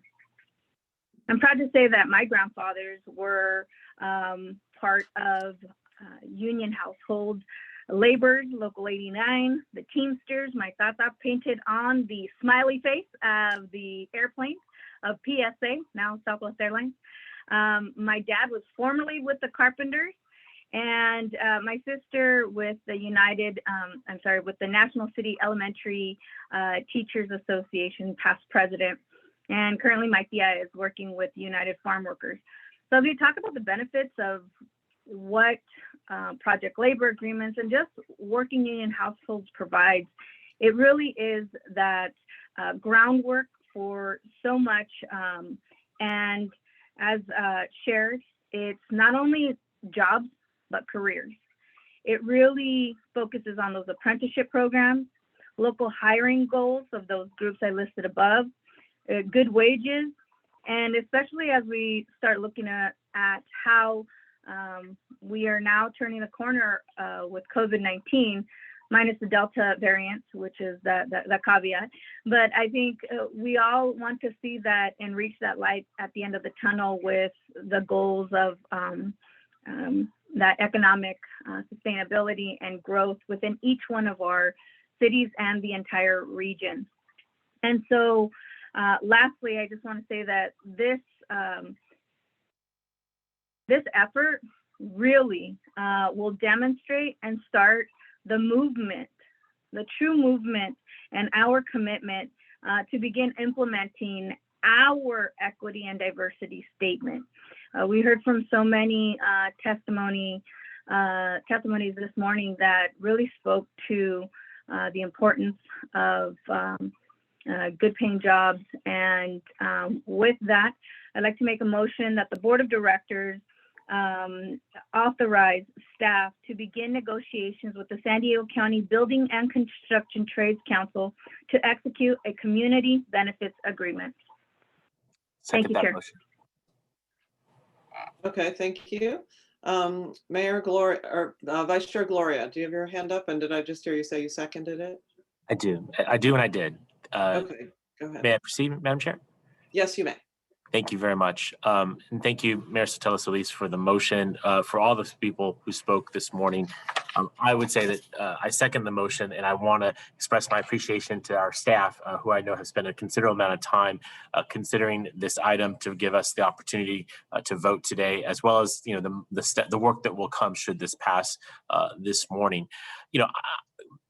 Chair, I know that there are board members with differing points of views on PLAs and will likely be on different sides of this particular motion today. I think we can all agree that we want to deliver big projects for our region as we consider our new regional plan. What I think the testimony today really illustrated is that this plan and the projects contained in it that will benefit all of our constituents in every one of our jurisdictions will not be possible if we don't have the talent, the workforce to actually do it. And that's why I believe this item is important. We are going to be pumping billions of dollars into our local economy, and we can do it to build projects that are necessary, and that will happen, but to do it while simultaneously improving our workforce and giving more folks a shot at the working and middle class of this region, I think that's something that we should endeavor to do. And while today's action is simply direction to staff, I believe it's a strong signal of what this board believes in, which is making sure that more folks can afford to live in this city and they can actually not have just a job, but actually have a full career. I want to point out that agreements of this kind are common across the country, certainly across California. And I know that LA Metro, which is a peer organization, has a great agreement. And I hope that staff will use it as a model as they embark upon their negotiations, again, assuming this particular item passes. I don't want to belabor the point. I see a lot of our colleagues have their hands raised. I would just maybe ask staff the question at this point: should the motion pass today, what is our timeline for potential negotiations and returning to the board for consideration of a final measure, recognizing a lot of the testimony today indicated interest in this item, but reserving the support or opposition for what the final negotiated item might look like. So what would be a timeline for returning to the board should this pass today? Staff will return by the end of the year with the terms of the negotiated agreement for the board's approval. Okay. And I think that that's instructive to board members who can participate or share their feelings or desires with staff should again this pass. Again, Chair, thank you for the opportunity. Appreciation to staff for their work. Thanks to all the San Diegans who spoke today. And I encourage my colleagues to support this particular item. Many of us voted to support the equity statement earlier this year. I appreciate the work of San Diego City Council Member Vivian Moreno, who helped to actually make that agreement come to life. I see this action as being supportive of that commitment that we collectively made earlier this year. So we have a vision statement we've adopted. Now it's time to start putting into action. Today's vote is a step towards doing that. And again, not just building the network that we need, but creating the quality careers that will support a family in our region. I urge folks to vote yes. Okay, thank you. So we have a motion and a second, and now I'll call on the other board members with their hands up. Mayor Vasquez. Thank you, Chair Blakespear, and thanks to staff for presenting and to the public for contributing to the dialogue. First and foremost, I'm really proud of the agency's investment in equality and inclusion. And as someone who has participated in the drafting of the equity statement, I take this very seriously. Now, on today's item, we've heard a diverse set of perspectives, and it is my understanding that today's action is to allow staff to begin the first step, and that is to start negotiations. I recognize that negotiations are very complex, and it is our responsibility to allow the experts to begin the negotiations and consider all of the perspectives we have heard from so far. But we shouldn't lose sight of the direction we want to go in. And that is to eliminate disparities and work towards accessible and inclusive opportunities, just like we adopted in the equity statement. It is my hope that any community benefit agreement be the most inclusive and most equitable agreement as possible, and that every and all associations and groups not be precluded from participating in SANDAG's work. That includes all approved state and federal apprenticeship programs. So I am supportive of this moving forward, but again, just like this board committed to the equity statement, I want to ask that staff present the board with the most inclusive and equitable statement as possible. Thank you, and that concludes my comments. Okay, thank you. Councilmember Rodriguez.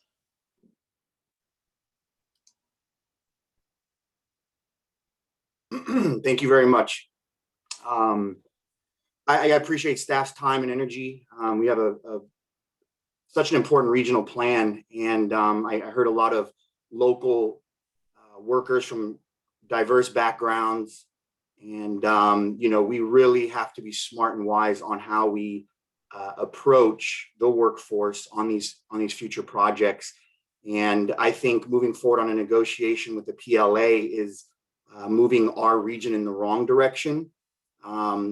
Mimicking Mayor Moreno on the last comment, I really would like to see the bidding process and language change to allow all state and federal approved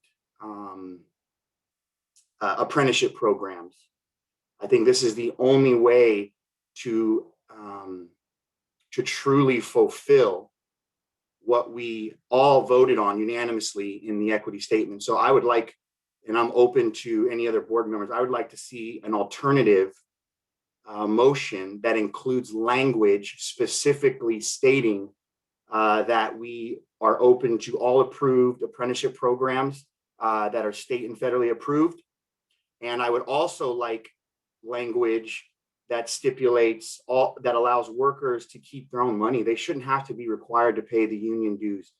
That's just totally unfortunate, especially in this day and age where housing affordability and every penny matters to a lot of these families who are trying to move up. So I'll leave it open for more dialogue and more comment. But I want to end with this statement. I think as being elected officials, we're often asked about our views and opinions of systematic racism. And when I view systematic racism, it has to do with the policies and the decisions we move forward on. And if you look at the data and the facts, it is very clear that diverse communities, communities of color, are excluded when a PLA is implemented. That is the fact. And that is something that we all have to take into consideration today as we make this very important historic decision. Thank you. Okay, thank you. Council President Jennifer Campbell.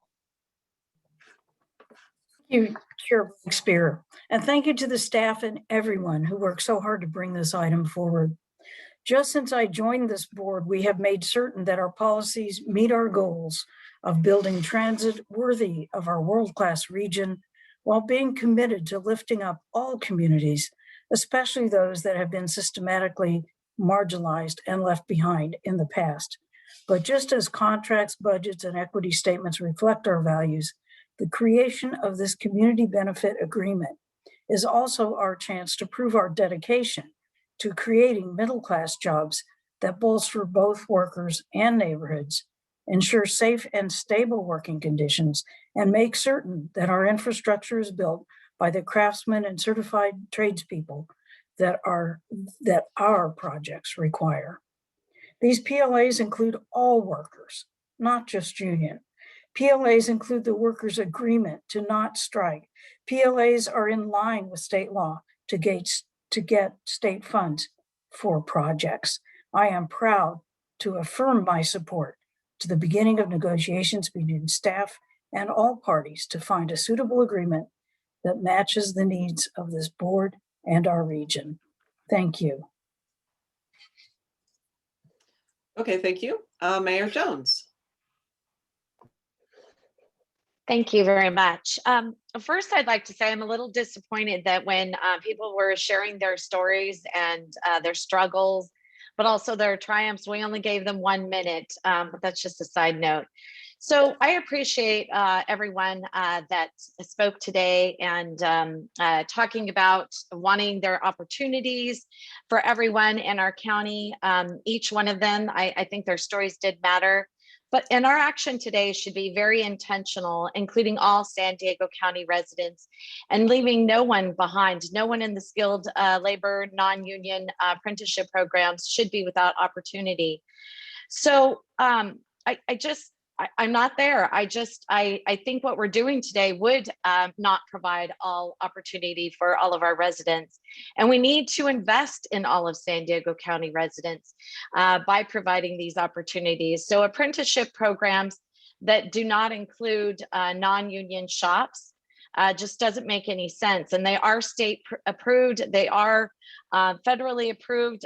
Many of these letters that we received, I mean, even as early as this morning, I have a real problem with it. So anyway, I encourage my colleagues to come up with a better solution because we really have the opportunity to follow our equity statement and be very, very intentional in providing opportunity for all of our San Diego County residents. And I don't want to have anyone left out of that. Thank you. Thank you. Mayor Huebner. Thank you, Chair. And thank you to our staff and to all of the speakers who gave their time today. And thank you for managing the meeting well, Chair Blakespear, because I know we have a deadline at 11 o'clock certain. Coming from a very small city, we don't have labor issues. And so I really had to talk with a number of people to understand this item better, to understand what it meant. Even though I have been a member of union, the retail clerk union helped me get through my first couple of years of college with some stability, the ability to have benefits. My father was a musicians union member. My father-in-law and brother-in-law are IBEW retired members. So I have seen the benefits of the union, but I still wasn't sure about what this all meant. And the more I've looked into it and the more I listened today to union and non-union people today, we heard from women, we heard from people of color, we heard from formerly incarcerated, from formerly foster youth, we've heard veterans, second generation union members, all have careers now that they're proud of, and they have the stability, they have a legacy to leave. They're able to rent and buy homes. I mean, you could do all this rezoning you want, but the way we're going to get people housed is to have good jobs with good, absolutely really good wages and a future, something that is going to allow them to finance their homes and to put their children through whatever future education that they would like.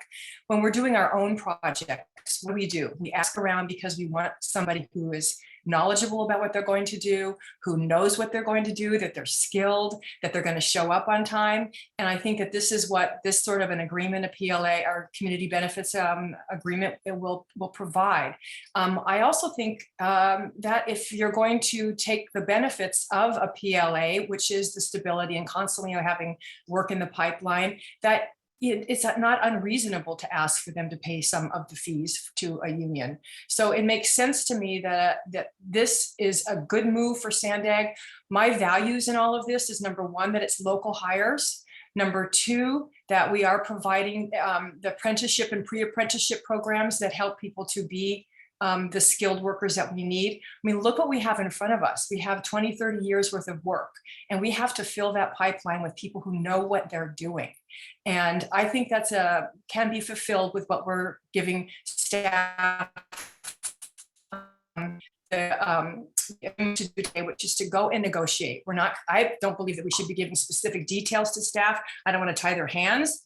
But I think that following our equity statement and some of the values that we have heard from other board members, that provides them with the right direction to go and work with the Labor Council and come up with an agreement that will provide our region with quality infrastructure.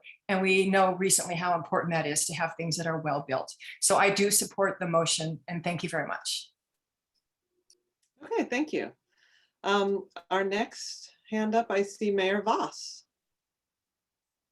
Thank you. And thanks to all the folks that took the time to call in today and share their thoughts. First, I wanted to check with the maker of the motion if she would be willing to accept a friendly amendment with two parts. That amendment being a requirement that all federal and state approved apprenticeship programs be included. And secondly, that all taxpayer dollars, base pay and fringe benefit monies earned by workers on SANDAG projects must follow the worker so that no worker is forced to send money to a third party. Wondering if the maker would be open to that friendly amendment. Sure, can you hear me? Can you hear me? Okay. Yes, thank you. Thank you. Unfortunately, I will not be editing or altering the motion. My motion stands as is. Okay, thank you. Then I'll make a substitute motion to authorize staff to begin negotiations on a community benefits agreement with San Diego County Building and Trades Council, but with the added requirement that all federal and state approved apprenticeship programs be included, and that all taxpayer dollars, base pay and fringe benefit monies earned by workers on SANDAG projects must follow the worker so that no worker is forced to send money to a third party. That's a substitute motion. Thank you, Chair. I'll second that motion. Oh, go ahead. You got it. I'll second that. Sorry. Okay, Mayor Jones is seconding the motion. So let's continue with the hands that are up. So Councilmember Shu. Thank you. We've heard a lot of great testimony today. I appreciate all the community leaders, union leaders that have testified. I want to point out in particular a 14-page letter written to us by Thomas Esclow, representing Adams, Bradshaw, Joseph, and Cardozo. In that 14-page letter, there are cited studies that show that PLAs do not increase the cost of projects, that PLAs help communities of color and women, that these community benefit agreements are really helpful to the very issues that we have brought up in our equity statement and inclusion. And these studies were conducted by third-party members from prestigious universities.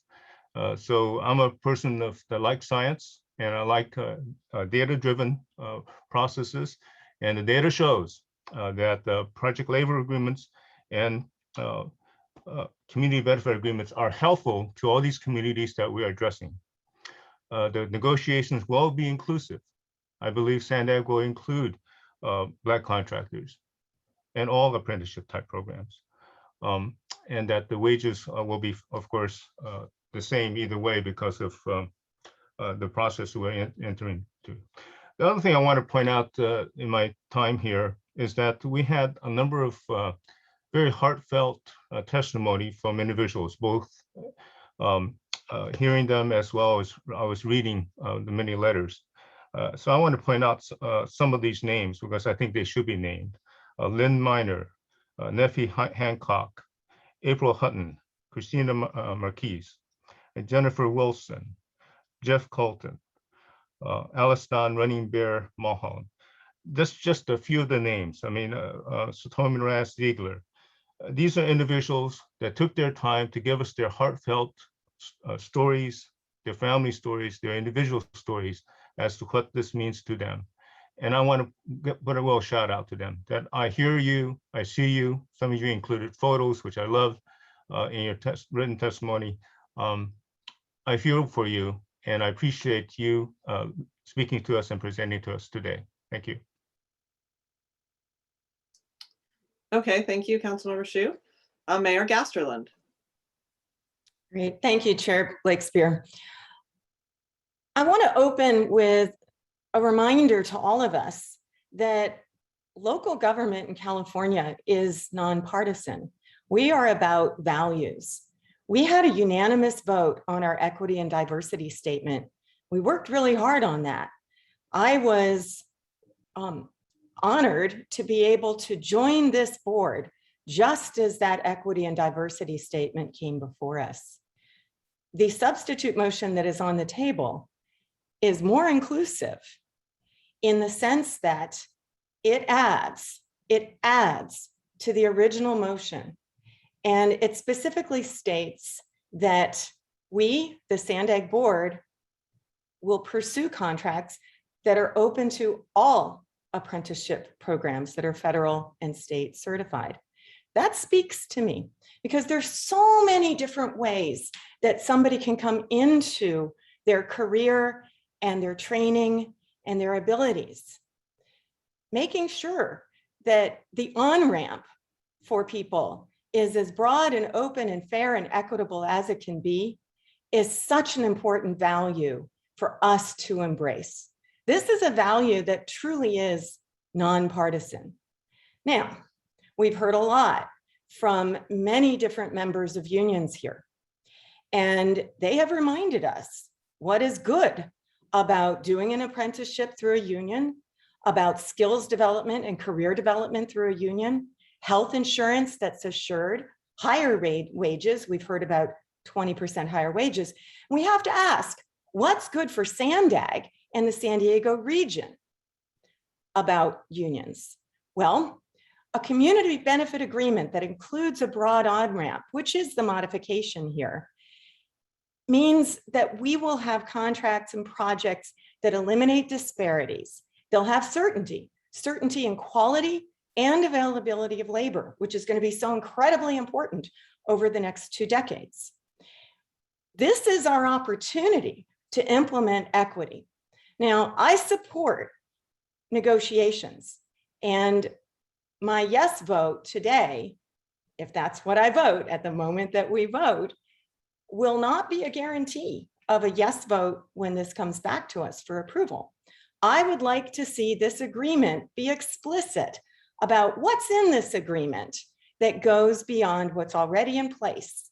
How does this benefit the region? And is it inclusive? Who is included? Is anyone left out?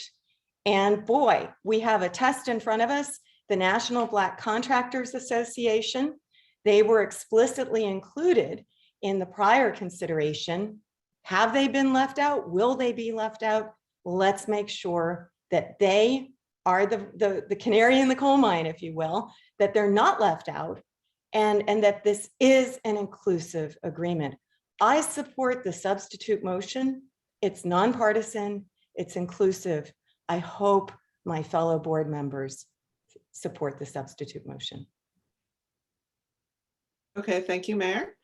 Mayor Bailey.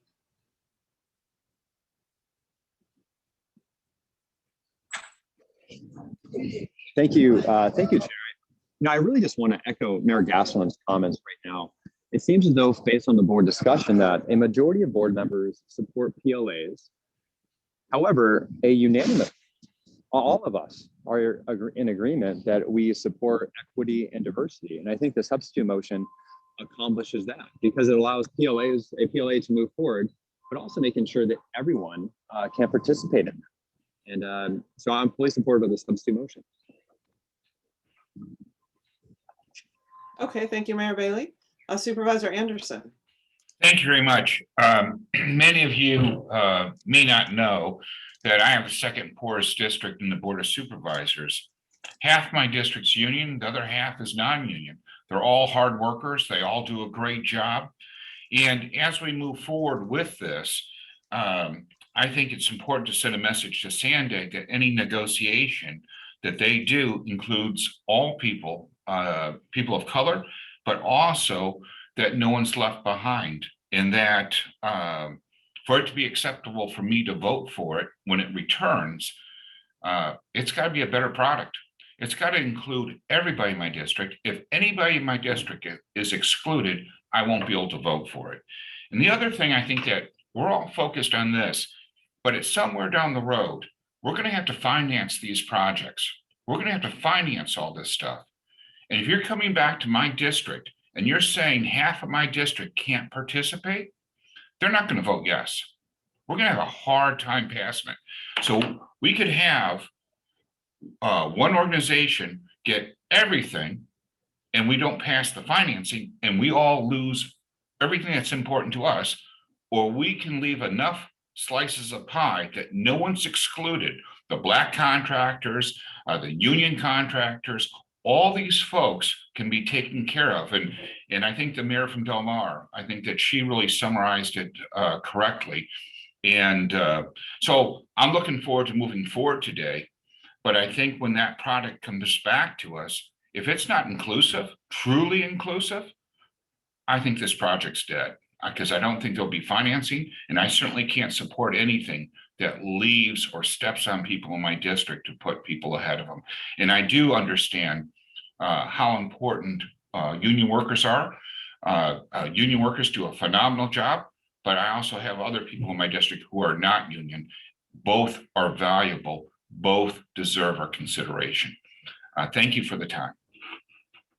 Okay, thank you, Supervisor. I'm going to ask staff to jump in here and just clarify. I had understood that that it was a state law requirement that all federal and state approved apprenticeship programs be included.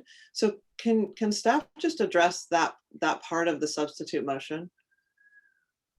Chair, I think I can address that at least in part.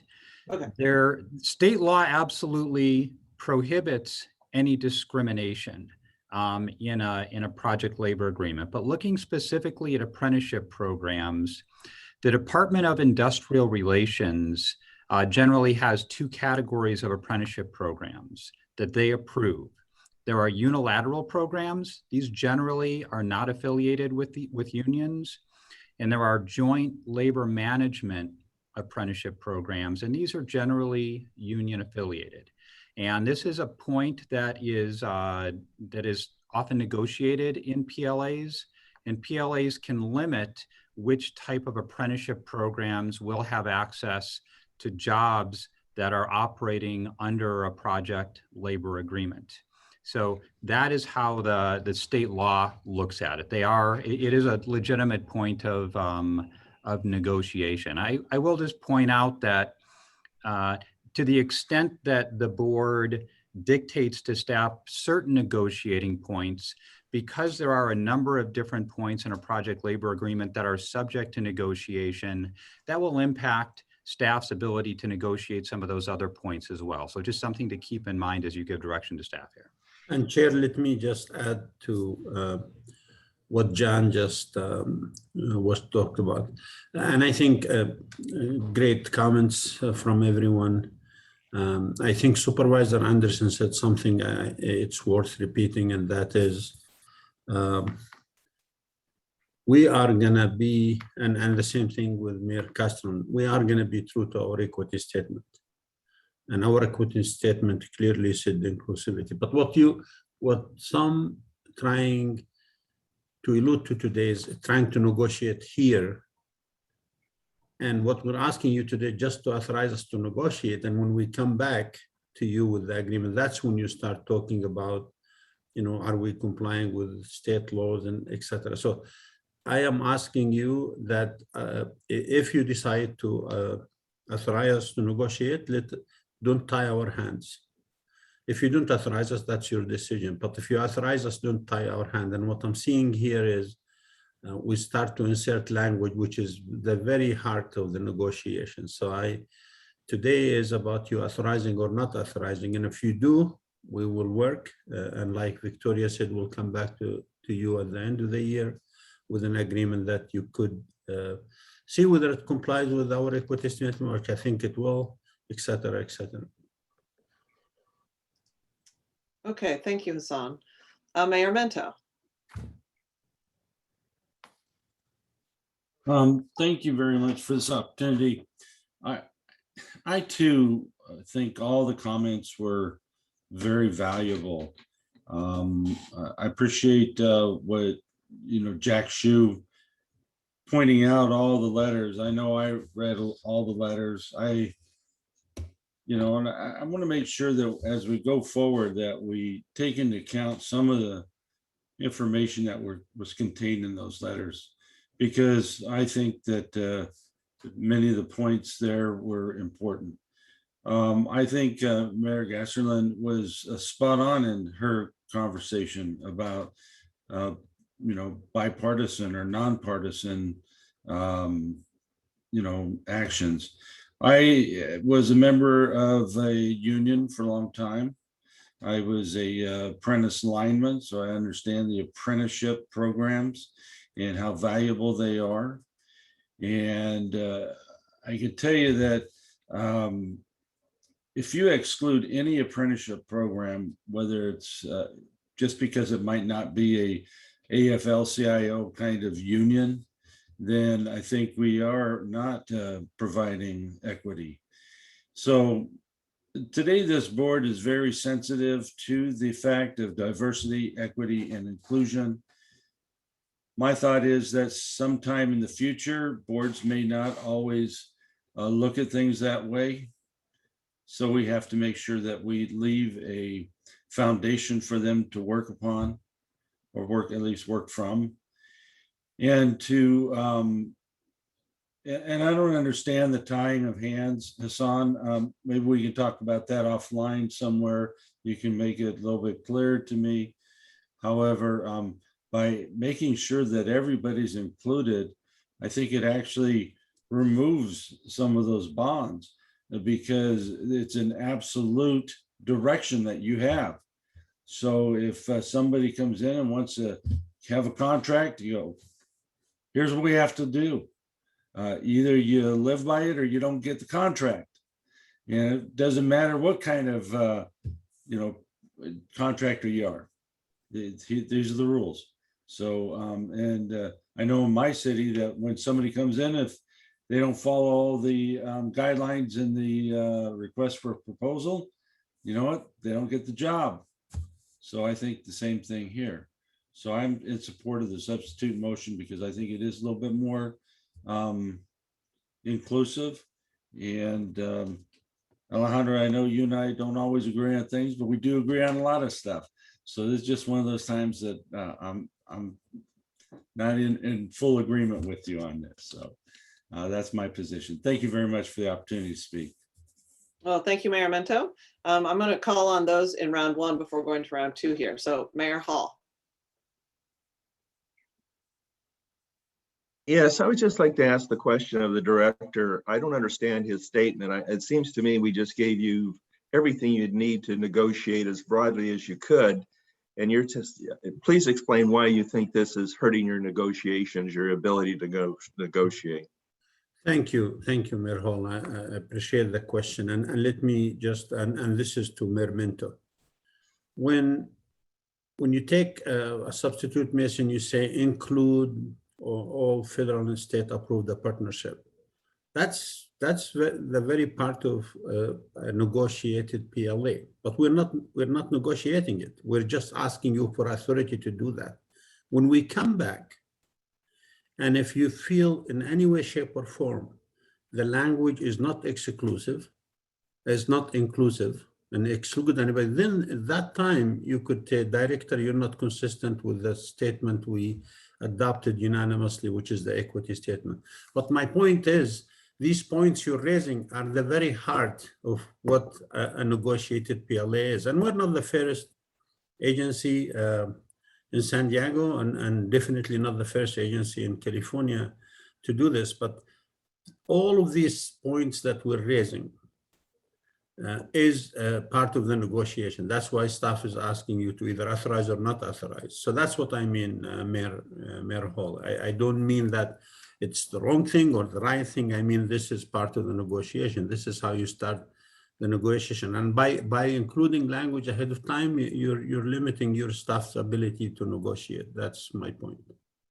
You know, I would just say I would strongly disagree with that statement. Sure. Okay, thank you, Mayor Hall. Mayor Huebner. Yes, thank you. So I have a question, and it might be for Marty or Elaine or Hassan, and that is in the substitute motion, it talks about that all taxpayer dollars, base pay, and fringe benefit monies earned by workers on SANDAG projects must follow the worker so that no worker is forced to send money to a third party. Can you explain that to me? Because my understanding is that there are pros and cons to this whole bit about, you know, maybe another contractor may promise benefits and not provide them, whereas with a PLA, what is promised is given. And I'd like to understand that a little bit more from some of the people who have been involved in negotiating these things in the past. Let's ask Marty. Marty, are you still there? Please address the mayor's question.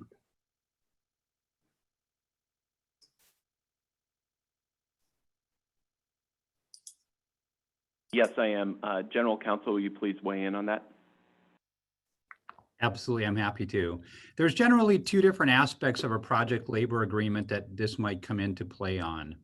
One has to do with union trust fund contributions, and the PLA may address for non-union workers on the job whether they need to pay into the pension benefit trust fund, and that might be a component of their pay. Additionally, under a project labor agreement, it might address the payment of union dues or fees, and whether a non-union worker who comes onto a job needs to pay union dues or other fees. So those are points that are subject to negotiation in a project labor agreement relative to that issue. And what about healthcare benefits? Those can all be wrapped into the union contributions for different purposes. And the concern of the substitute motion maker is that they are forced to pay for their health care benefits. I mean, and that they'll get them someday, but I don't understand what the concern is. I'll have to defer to the maker of the substitute motion to express that. Okay. Mayor Voss? I'm just going to let the motion stand on its own. I think it's pretty clear. I think it's time we get to the vote. Okay. So Mayor Blakespeare, just to Mayor Huebner's question, and again, I'm repeating myself, but it's important in this case. If all these things that Mayor Huebner just asked about are part of a negotiated PLA, and so the question is, do you want to negotiate a PLA from the dais today? Or do you want to authorize your staff to negotiate and come back to you and then you can break it apart? But all of these legitimate questions, that really is the very heart of what a negotiated PLA is. So I ask you again, just to remember that today you're not approving in PLA. Today you're only approving or not approving us negotiating a PLA with the building trade. Thank you for that clarification, Hassan. I appreciate that, and I will not be supporting the substitute motion. Okay, thank you. Vice Chair Gloria. Thank you, Chair. I'll be brief because I don't want to be repetitive. I too will be voting against the substitute motion. I think it's counter to its stated intent. It actually excludes others from participating. It actually exacerbates the issue it's seeking to solve. I think most of my board colleagues can see that. And again, I would say that we have to trust our staff. I think we do. Give them the clearest give them direction today to go do this and bring us back a deal we can support. Many of my board colleagues have shared their preferences for what would be in a concluded agreement. Staff certainly heard that. I'm sure they've taken that down and they'll consider it as they negotiate this agreement. But tying the hands of staff leaves SANDAG, our agency, this board, the people we represent at a disadvantage. I'm not sure why you would vote to support to do that. Lastly, I just think it has to be said, I want to remind my colleagues who have embraced the equity statement, which is a very important document, but to understand and whip out your dictionaries, there's a difference between equity and equality. And the point is, many of our public commenters spoke about systemic racism and their experiences as Black San Diegans and what that has done to them in the construction world. You've heard formerly incarcerated individuals. Equality would say an incarcerated individual and a non-incarcerated individual will be treated equally in society. We know that's not the case. And so I ask my colleagues to use that term as it is actually defined, rather than as you choose to define it. Doing so, I think, speaks to why this substitute motion is on the table, why it should be rejected, and why we should go back to the second vice chair's motion. And again, trust our staff to do a good job. If they do a poor job, we'll also oppose it and we'll send them back to the drawing table. If we give them the widest latitude to work a deal, I think the agency and taxpayers would be better served. Okay, thank you. Second Vice Chair, Mayor Sotelo Solis. Thank you so much. I would like to echo the sentiment of Vice Chair Gloria and Mayor Huebner. I think the substitute motion really tries to rewrite the narrative of what staff is asking us today, and that is to enter into negotiations. As staff mentioned and as my colleagues mentioned, we are saying, let's do this. Now, with regards to the first part of the substitute motion, legal counsel clearly stated that by law, there are two categories, the unilateral, the non-affiliated, and the joint labor management program. So those are the two apprenticeship programs that by law, we need to have, the conversation, and staff, should I say, has the conversation with regarding this PLA. So we really need to have stay the course, enter into negotiations.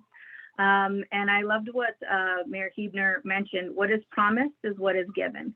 And I think that we really need to reiterate that the equity statement, to Mayor Gloria's point, people could talk a lot of talk, but this is action. This is actually making it happen. And when we see and we hear those stories of people who have really been able to overcome when they were not given any opportunity, this is the time. And so, I think it's an opportunity to move forward, again, not with the substitute motion, but with the original motion on the floor. Thank you, Chair. Okay, thank you, Mayor. Mayor Jones. Thank you so much, Chair Blakespear. I'm not sure why we keep talking about this over and over and over. Opportunity equal to all means that the second substitute motion would be voted on because it authorizes staff to be as open as possible. And that's what I believe many of the board members have stated today. And I really would just like to call for the question of the day. I don't know why we keep going back to the original motion. That's not what's on the floor right now. It's the second. And I did second the substitute motion. So I call for the question of the day, please. Okay, we're about to vote on it, but there's just one more hand up, and I would like to call on Councilmember Rodriguez because he's been waiting patiently, and then we'll vote. Awesome. So I keep hearing from the makers of the original motion that this is a broad direction to staff, not limiting anyone, including union and non-union, state and federally approved apprenticeships. And I want to clarify with legal counsel, the direction in motion one from my understanding, is exclusive negotiations with San Diego County Building and Construction's Trade Council, which is only accommodating the one side of the sector that is approved by the state. Is that correct? That is correct, council member.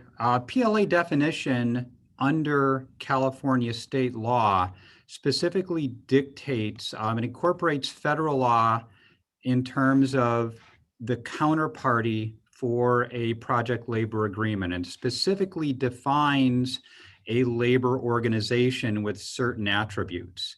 And both through that's in 29 USCA section 152, as well as cases that have been interpreted that point to those negotiations being with the local trade council. Got it. So motion 1 is excluding a group of state apprenticeships. Yes or no? Motion State number approved 1 does apprenticeship. not set any limitations on the scope of the negotiations.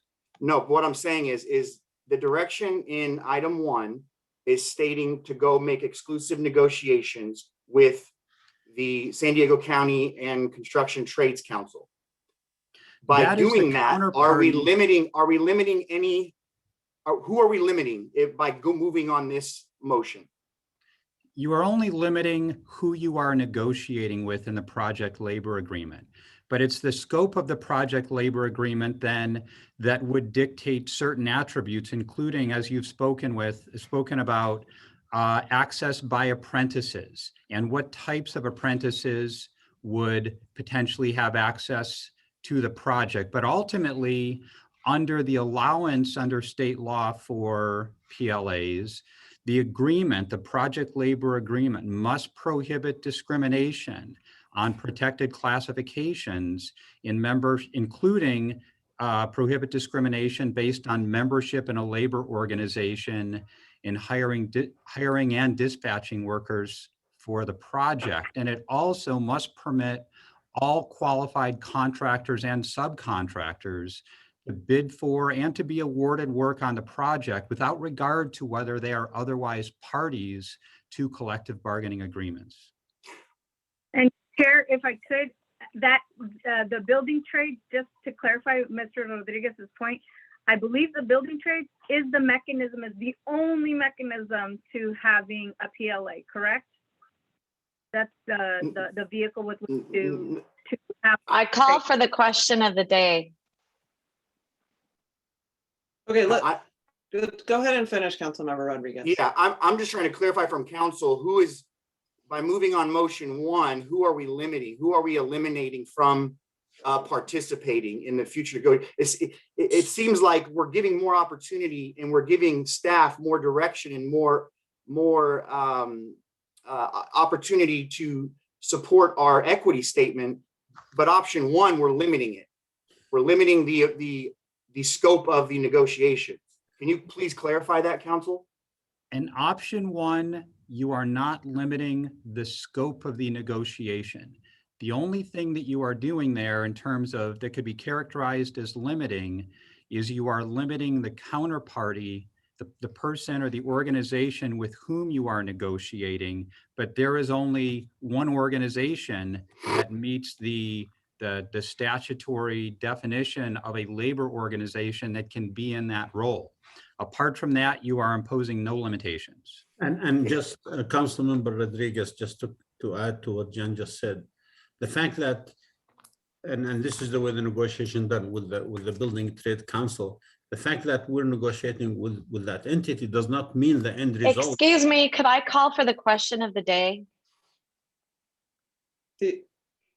So does the attorney want to weigh in on the procedure? I think we have to vote on a call for the question, and we're nearly The question done. is a motion to limit the debate. It's a motion that has to be seconded. It's not subject to debate, and it requires a 2/3 vote to pass.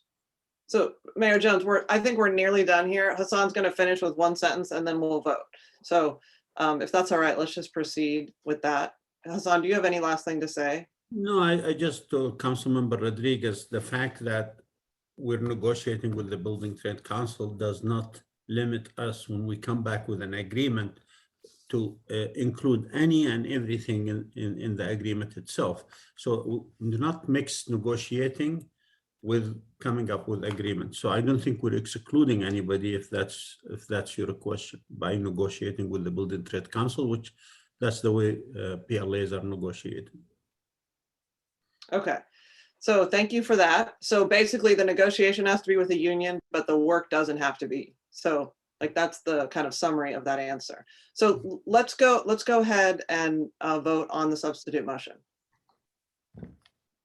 On item 2, the substitute motion, City of Carlsbad, Mayor Hall. Yes. City of Chula Vista, Mayor Salas. No. City of Coronado, Mayor Bailey. Yes. County of San Diego, Supervisor Lawson Raymer. No. City of Del Mar, Mayor Gasterlin. Yes. City of El Cajon is absent. City of Encinitas, Chair Blake Spira. No. City of Escondido, Mayor McNamara. McNamara, no. City of Imperial Beach, Mayor Dedina. Dedina, no. City of La Mesa, Councilmember Shu.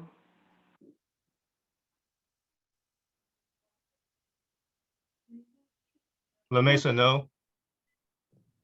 City of Lemon Grove, Mayor Vasquez. Mayor Vasquez, no. City of National City, Vice Chair Sotelo Solis. Sotelo Solis, nay. City of Oceanside, Councilmember Rodriguez. Rodriguez, yes. City of Poway, Mayor Vaz. Yes. City of San Diego, Vice Chair Gloria. No. City of San Marcos, Mayor Jones. Yes. City of Santee, Mayor Minto. Minto, yes. City of Solana Beach, Mayor Hebner. Hebner, no. City of Vista, Mayor Ritter. Ritter, yes. That item fails with one member absent. Okay, let's go ahead and vote on the original motion. On item 2, original motion, City of Carlsbad, Mayor Hall. No. City of Chula Vista, Mayor Salas. Yes. City of Coronado, Mayor Bailey. No. County of San Diego, Supervisor Lawson Raymer. Yes. City of Del Mar, Mayor Gasterlin. Yes. City of El Cajon is absent. City of Encinitas, Chair Blake Spear. Yes. City of Escondido, Mayor McNamara. McNamara, yes. City of Imperial Beach, Mayor Dedina. Dedina, yes. City of La Mesa, Councilmember Shu. La Mesa, yes. City of Lemon Grove, Mayor Vasquez. Vasquez, yes.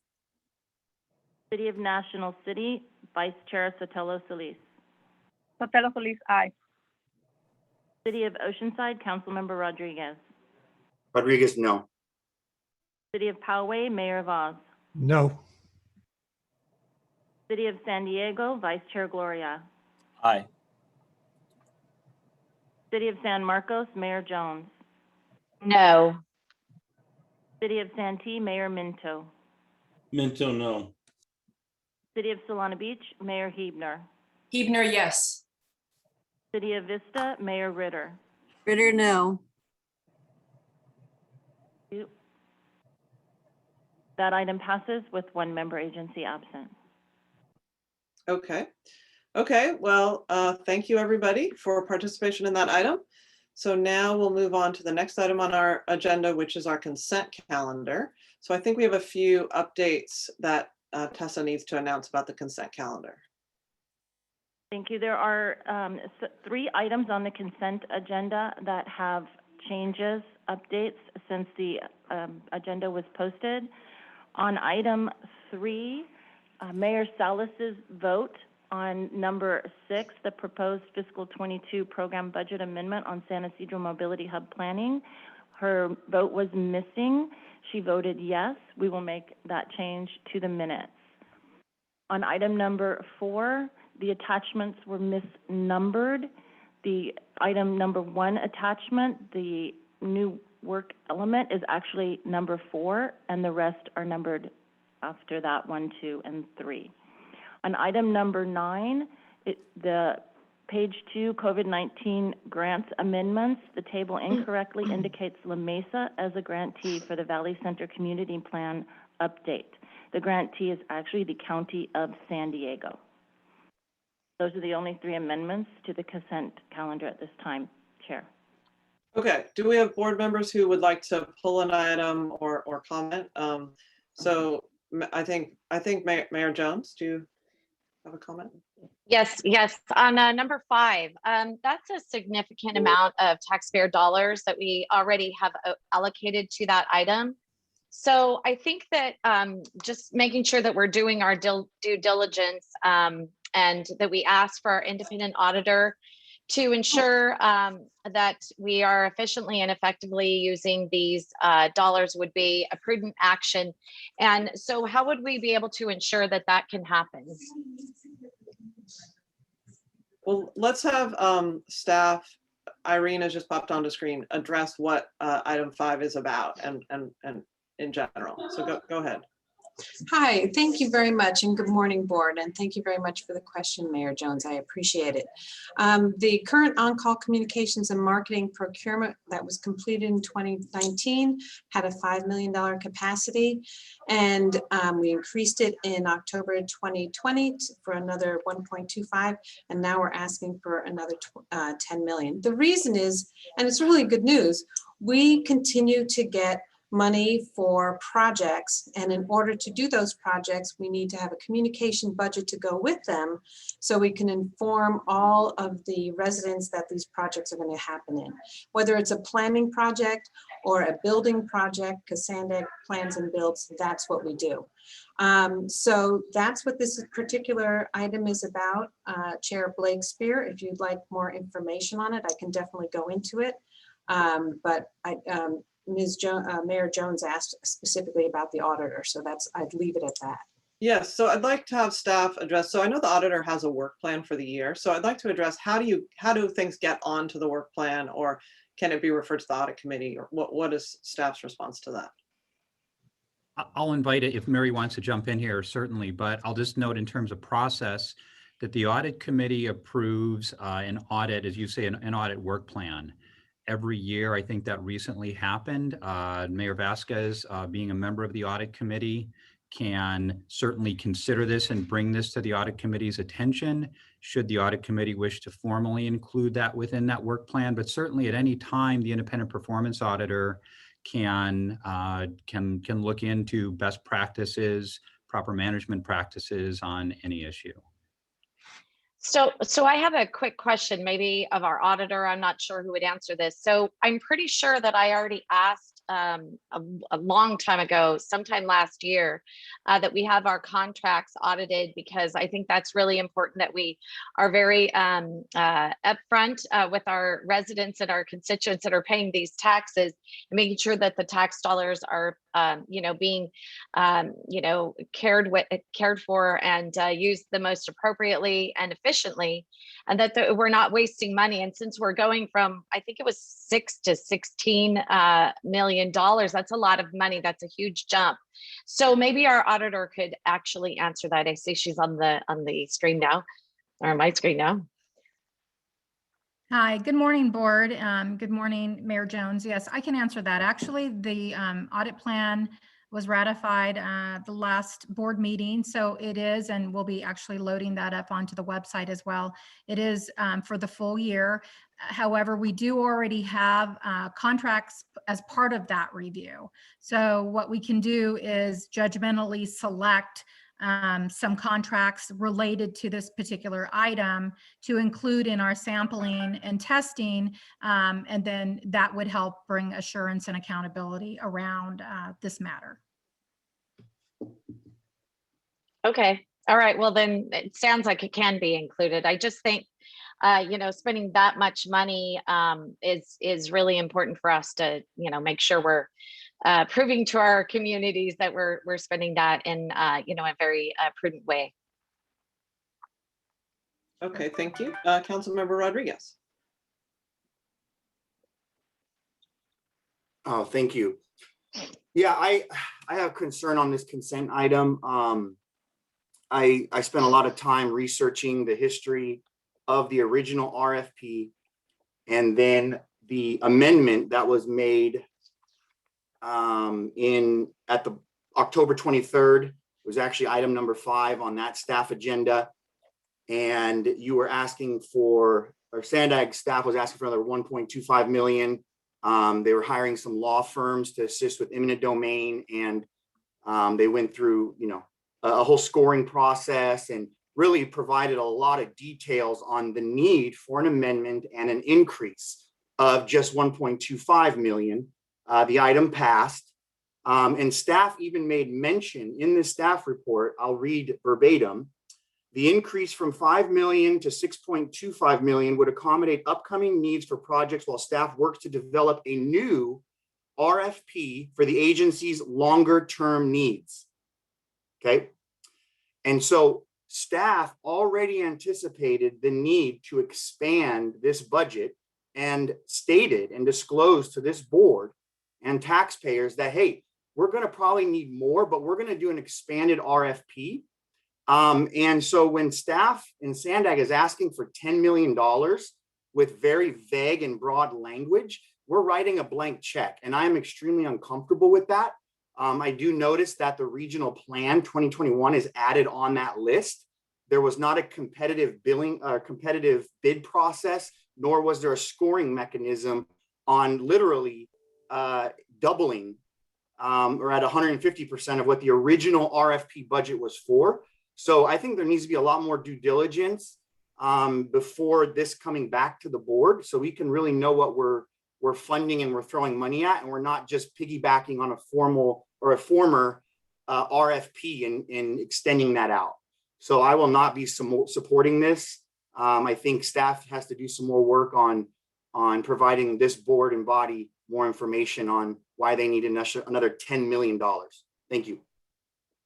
Okay, and can I just clarify with staff that we're not allocating $10 million, right? We're preparing to do on-call analysis so that we have people and firms in the pipeline, right? Yes, we're adding capacity, not writing a check for anybody. I think just to clarify, our independent auditor, I trust she can go in any area, any contract, anytime to make sure. But I also want to highlight something that Irene started with. It's your leadership should be proud of this. Our agency is getting a lot of funding and getting involved in a lot of projects.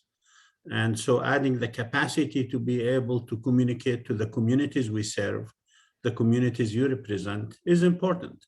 But to Councilmember Rodriguez, we're not writing a check to anybody. We're adding a capacity for us to be able to hire the right people to do the right things. And once we do the hiring, you as a board will know about it.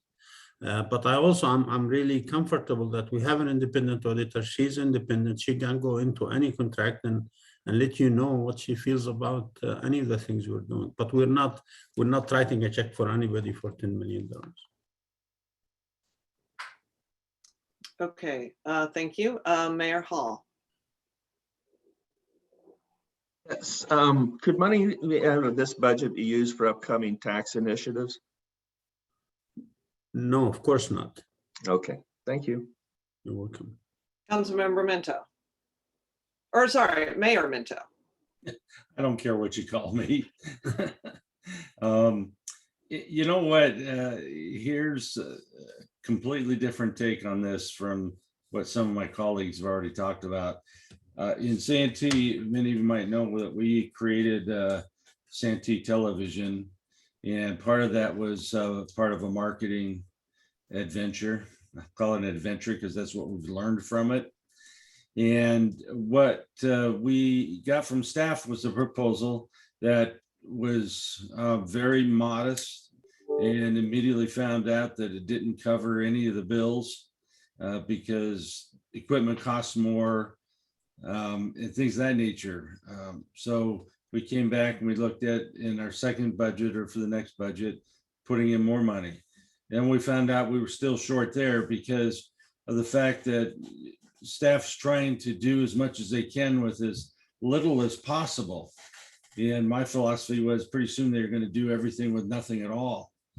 And so when it comes to marketing, it's probably one of the more unusual kinds of budget items, to say the least, because you don't know where you're going to go with that and what you have to do.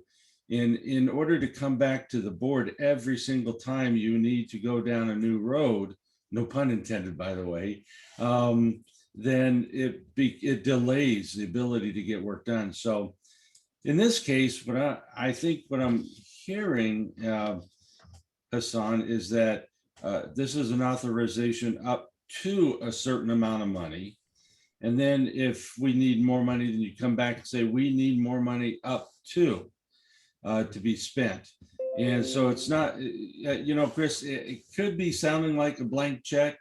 Unfortunately, we had to go down that road in Santee.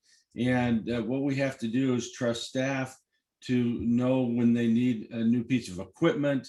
I can tell you, just looking at how we are handling the marketing of the virtual meetings that we've had over the years has probably been one heck of a cost to us on new equipment and things of that nature that we never would have expected to do. And I know I'm rambling on a little bit, but I gotta tell you, I found out the hard way that if you didn't have enough money in that budget, it really impacts what you can do.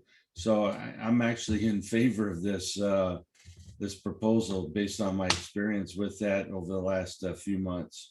Thank you. Correct, Mayor Mento, your understanding is correct. We're adding the capacity, not writing a check.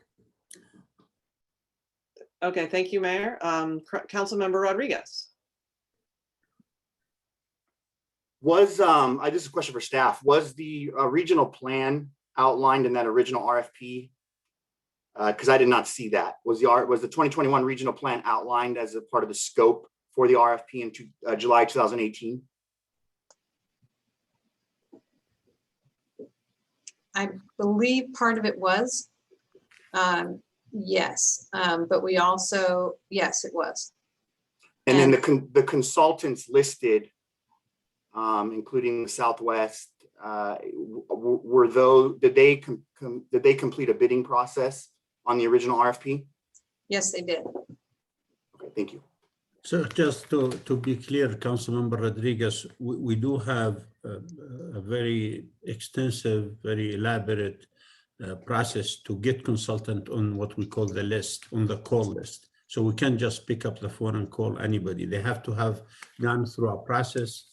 I'm sure our contracting staff are here to answer the questions, but it is an elaborate question. And just so you know, hopefully we're going to change that, but each time we do an on-call, it takes us 6 to 9 months to get that process complete. So it's not like overnight we do. I just be happy to give you more detail of how we do these processes, but it's not us calling, it's having a list, qualified on-call consultant that went through a process, went through a vetting process that's very long and very elaborate.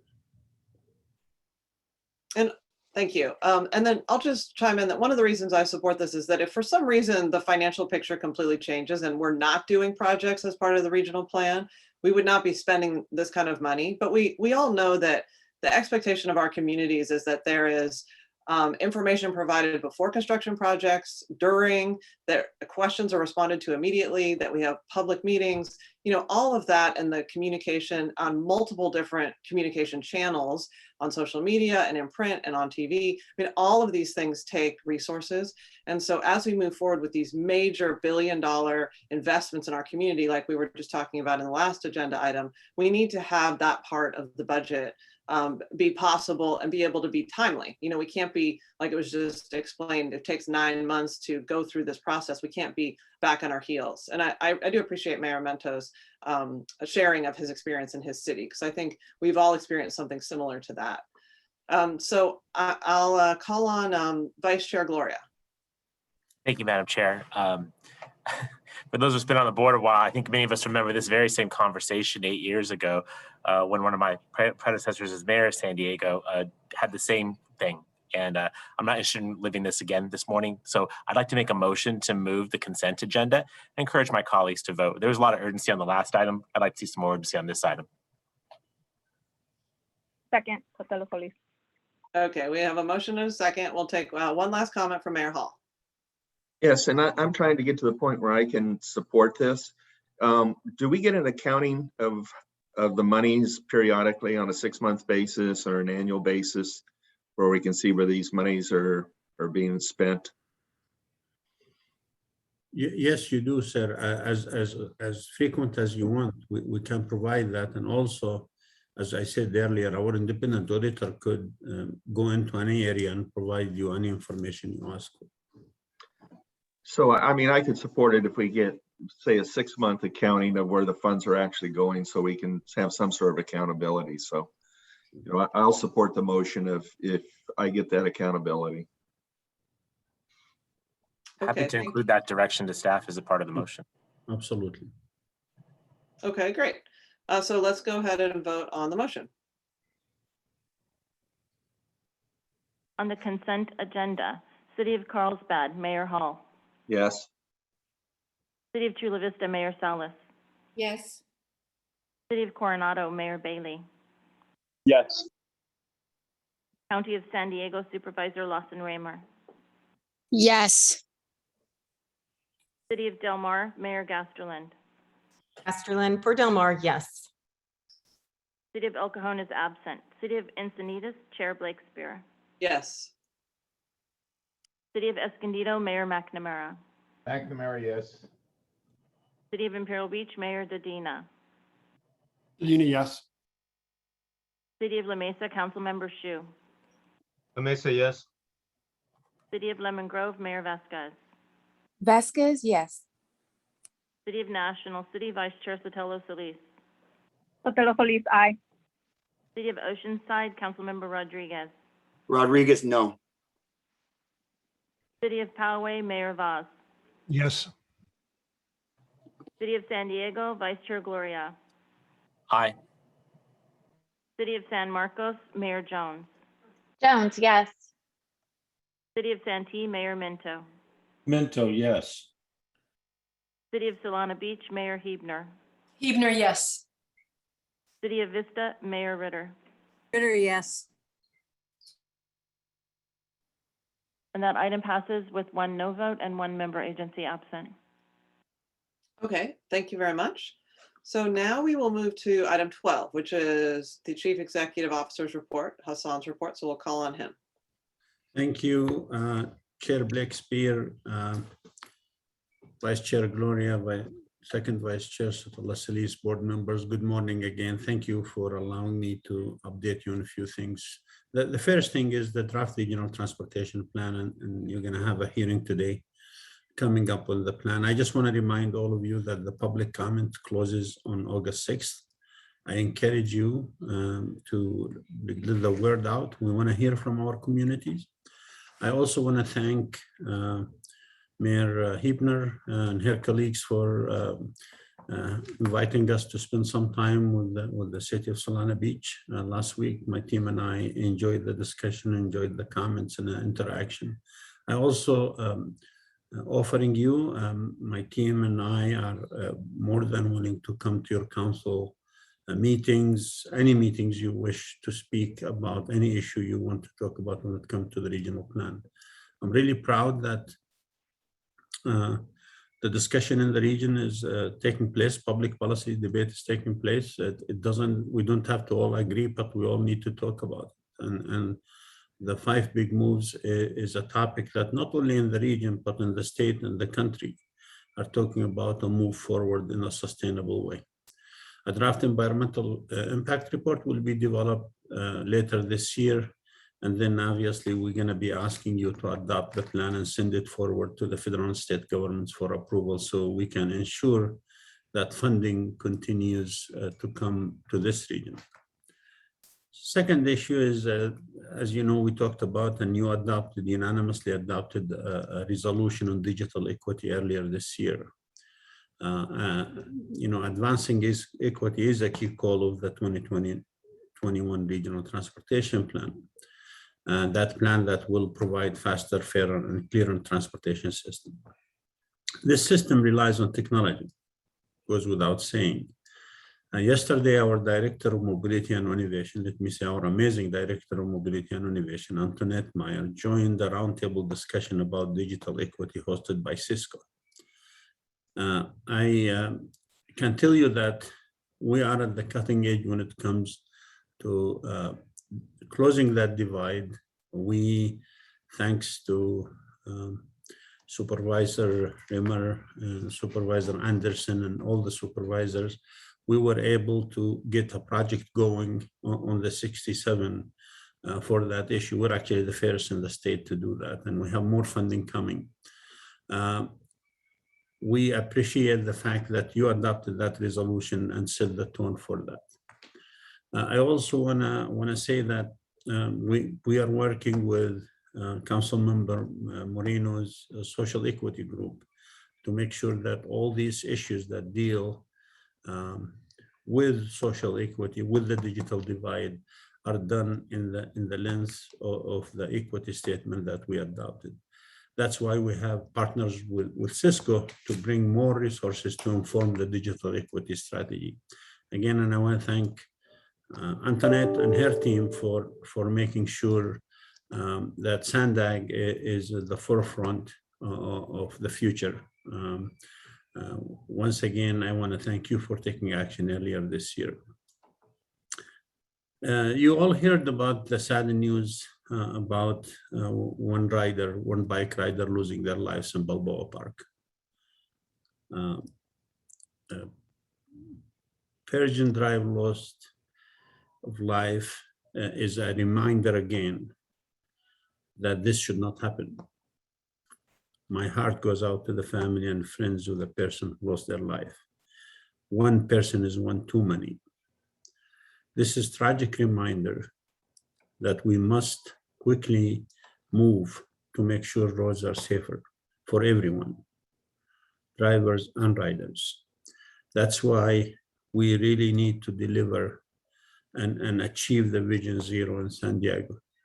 And to do that, we need to complete the Persian Square. I want to thank Mayor Gloria and his city staff, SDG&E. We're working together to make sure we get this project completed. This is a separated bikeway project. But also, let us face it, we don't have enough funding in that account to finish this.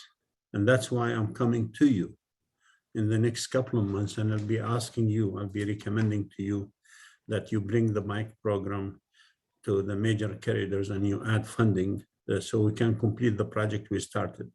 We can't be losing lives when we can avoid it by just simply being smarter in how we move forward.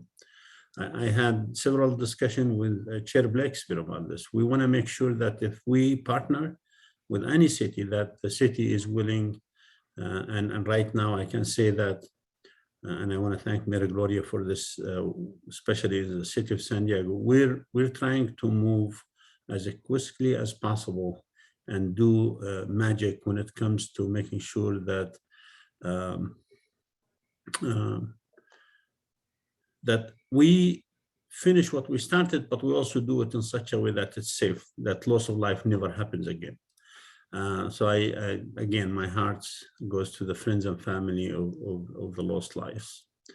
Another celebration for Mid-Coast to celebrate the workers. I want to thank the second Vice Chair, Mayor Sotola Solis, for coming with us and celebrating on Thursday. This is a project, as I said many times, is a proud thing for this region.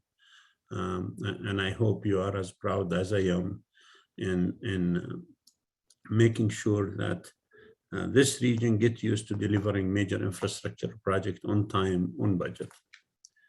On the Social Equity Working Group, we had a discussion last Thursday. As you know, we went to the Transportation Committee and we're proposing a pilot, a $7 to $11 million pilot, and that the County of San Diego, again, thanks to Supervisor Rimmer and Supervisor Anderson, and Nora Vargas and Desmond and Supervisor Fletcher for also providing some funding to join with SANDAG.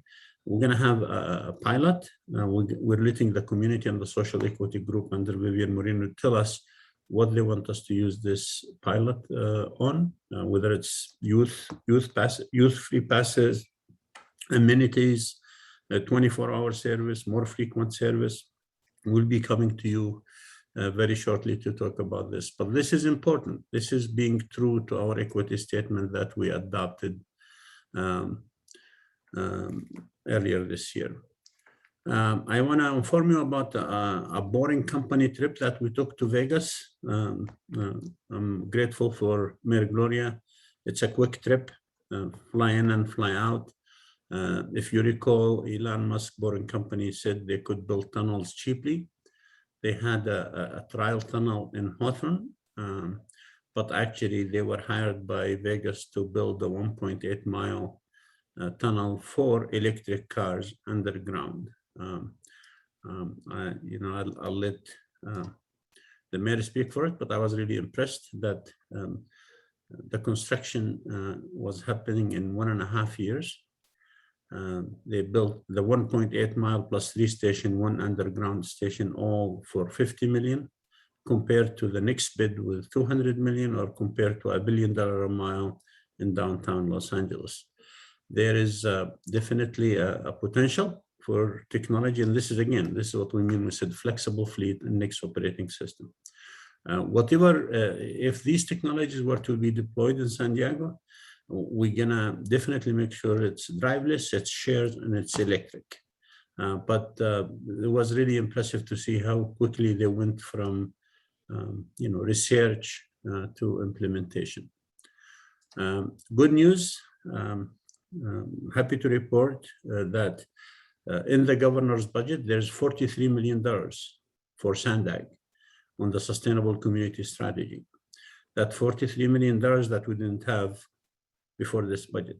Took a couple of years of work to really convince the administration that regional agencies need resources if we want to do the right housing policies, the right sustainable community strategies. I am extremely pleased that we're going to combine this money with other local monies to have a very significant incentive program to make sure we can move forward with the 5 big moves in a significant way. Again, for the willing. Let me repeat, we have no land use authority, but we have a desire to work with you who do to make sure that we can meet our requirement. I want to thank the governor, all of his staff for making that available. Finally, I'm going to address the SANDAG returning to the office and vaccination. Chair, I think I spoke to you before. This will be the last virtual board meeting. The next time we're going to see each other is going to be in the office in September. Obviously, your safety and the safety of everyone at SANDAG is the most important thing. All the board and policy committees coming back with the public means that we're going to have to make sure we're complying with all state health guidelines. And we also want to make sure that when people come back, they feel safe. I can share with you personally, I have never left the office since the pandemic started. I worked in the office every day, and I feel safe. I felt safe, and I still feel safe. But under this policy, all employees will be required to be vaccinated, unless granted a legitimate exemption for medical and religious reasons.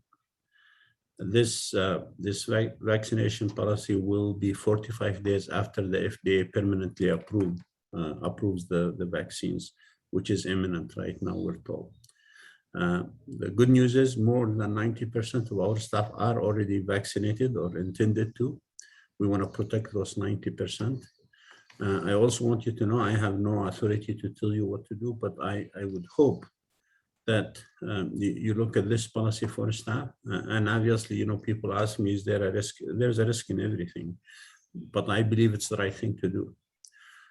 As I can't dictate to you as board of directors, policy members, or the public what to do, but if you were to come in interaction with our staff, we would expect you follow the state rules. Like if you will be asked if you don't have to answer, but if you don't answer, we will assume you're not vaccinated, or if you say you're not vaccinated, then you'll have to comply with the state health rules, which is wearing a mask, social distancing, etc. We're also working with the building, and I appreciate Mayor Lisa Hepner asking the question. We're making sure that all the ventilations, all weekly. And again, I work there since the beginning and I feel safe, and the building is working with us. So our staff will be fully back in the office by September 7th. And they start the gradual return since June 1st. The staff will be allowed to telecommute once every 2 weeks. We are, as I told you before, we are not built for a hybrid models yet from an IT standpoint. But we are going to be requiring vaccination. And people ask a question, so what happens if an employee doesn't have a legitimate religious or health excuse and don't want to be vaccinated? Unfortunately, we will have to separate that from SANDAG. So that's the policy, Chair Blakespear, the board of directors. I hope you all feel safe when you come to the office, and I hope you understand why it is the most important thing for me to make sure that the workforce, the 400 of them, are safe. Thank you very much. That concludes my report. I'll be happy to answer any questions. Okay, thank you. So I just want to flag the time here. So it's 4 minutes before 11 when our public hearing is supposed to start on the regional plan. And we do have 2 public comments on the executive director's report and 3 hands up. So I'm going to go to the public comments, and we'll give them each up to 2 minutes. And then we'll go to the board members quickly, and we can come back to this vaccination discussion if that's what people's hands are up for. But I will call on the 3 of you who have your hands up. So let's go ahead and call the public comments. Thank you, Chair. I would also like to state for the record that there were no public comments on any of the consent agenda items. First public speaker on item 12 is Lori Saldana. Good morning. Thank you. I actually did want to comment on the consent agenda, but I wasn't sure if that was allowed. I didn't know the rules. I wanted to, first, for those who don't know, I was the state assembly representative for San Diego for 6 years and chaired housing and community development. And one of the challenges that we always had was how to look forward versus backcasting. And I'm afraid SANDAG may be encountering a similar challenge when, especially, we're looking at what we call our social equity and communities of concern. We are increasingly seeing unsheltered San Diegans. I believe that they need to be added as an ongoing community of concern because their needs are clearly very different when it comes to transit and other issues that this board is facing looking ahead. Unsheltered as a population requires special accommodations. Many of them are disabled. Increasingly, they are older. The health impacts are both long-term and acute, requiring special care. And as we see our climate changing, they are more susceptible to climate stress. Their resiliency is lowered because they are unsheltered. Their deaths are increasing from trauma and exposure. What does that mean for SANDAG? I think as you look at our regional transit plan, you need to provide public restrooms. And I don't know who can take responsibility for that, if it's the county under public health, but when this population in particular, as well as families and other people, do not have access to public restrooms at transit, they simply will not use transit. They will not want to take the risk of needing a restroom and being out and not having access to one. And we need to take that into account and forecast needs instead of backcast. So please look at including our rapidly increasing and increasingly frail and low resilient unsheltered population, increasingly older, increasingly disabled, and increasing, period. The numbers are rapidly rising, and I'm afraid they will very soon after assistance ends. Thank you. The next public speaker is Mike Bullock.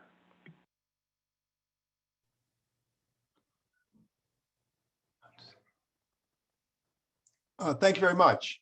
Honorable SANDAG Board, Mike Bullock, Oceanside. It was an excellent report, and I hope that some small part of that 43 million will be used to get a good car parking system implemented as part of the sustainable community strategy, leading to a meaningful, feasible BMT reduction measure. The SES is not just improved zoning. SANDAG's excellent executive director does not respond to attacks from the press, and I understand that. But I want to talk about a board member's comment, which got amplified in the media. A Coast News article of July 20th allows Supervisor Jim Desmond to invent a fiction and then rail against it. He says he is against SANDAG's call for a per mile, and here's a quote, tax and track, end quote, tax and track. He has accused you, members and staff, of wanting to track people in their cars. No one, not one of you wants to track people. I know of a statewide nonprofit, a Democratic club, our Democratic Party Central Committee that adopted serious and detailed resolutions favoring a road use charge. Each of them stressed the need for protecting privacy. And, you know, after we elected Trump Putin as president in 2016, we have even more reason to fear a police state. We all understand that. True, GPS knows where it is, but for RUC, its purpose is to accumulate charge, not track. How easy has it been to get Trump Putin's tax return? The government can control information. The last point is the world's on fire, 121 degrees in Canada, the hottest 24 hours ever recorded, just recently in Death Valley, the hottest 24 hours ever recorded. An area equal to Florida burned in Siberia. That was the last fire. Thank you. Your time is expired, and I'd like to remind the public that this is the time to comment on the Chief Executive Officer's report only. Our last public speaker on this item is Caro. Good morning, board and staff. Thank you for the report. My name is Carolina with the Environmental Health Coalition, and we're wondering how public participation is going to be engaged once the SANDAG offices open. We have concerns about public meetings and requiring the public to attend physically. We're wondering if there's going to be a hybrid approach for public meetings. We think it's the safest thing to do, at least for some time. And so we want to make sure that we're planning ahead, especially as we're preparing to engage our community members with the regional transportation plan. Thank you. Chair Blakespear, just for the public to be assured that we did get an increased public participation because we did things virtually, and that will continue. We always want more public participation. So the infrastructure will be there to have, and we're working on it as we speak, to have the public continue to participate from any means possible. Okay, thank you. So for anybody who's logging in for the 11 a.m. public hearing, we're just concluding the previous item. So hold tight, we'll be over to you shortly. So Mayor Jones. Thank you. I'll keep my comments brief. And it's not about vaccinations. I just wanted to talk specifically about the bike lanes. And thank you, Hassan, for your comments on that. So this last weekend, we had about 5,000 cyclists in San Marcos, specifically for the Belgian waffle ride. And you know, talking about that and seeing all of the cyclists, many of the comments that I received, I was there pretty much the whole weekend, was about having options for different types of lanes. And so I really want to make sure that we bring all of our stakeholders to the table to figure out how best they fit their needs, because the needs of San Marcos and the rest of North County is very, very different than East County. They have different needs as well, and then also San Diego. So I just want to make sure that we're going to hear from everyone, and everyone will have a voice at that table so that we best utilize those funds in a manner that really serves everyone. So those are my comments. Thank you so much. Thank you, Mayor Jones. Yes, thank you. This is for Hassan, and this is regarding the vaccination policy. He and I discussed this, and I was hoping that it would be mandatory for board members as well, like it is for the UC students, and it is now for the NFL players.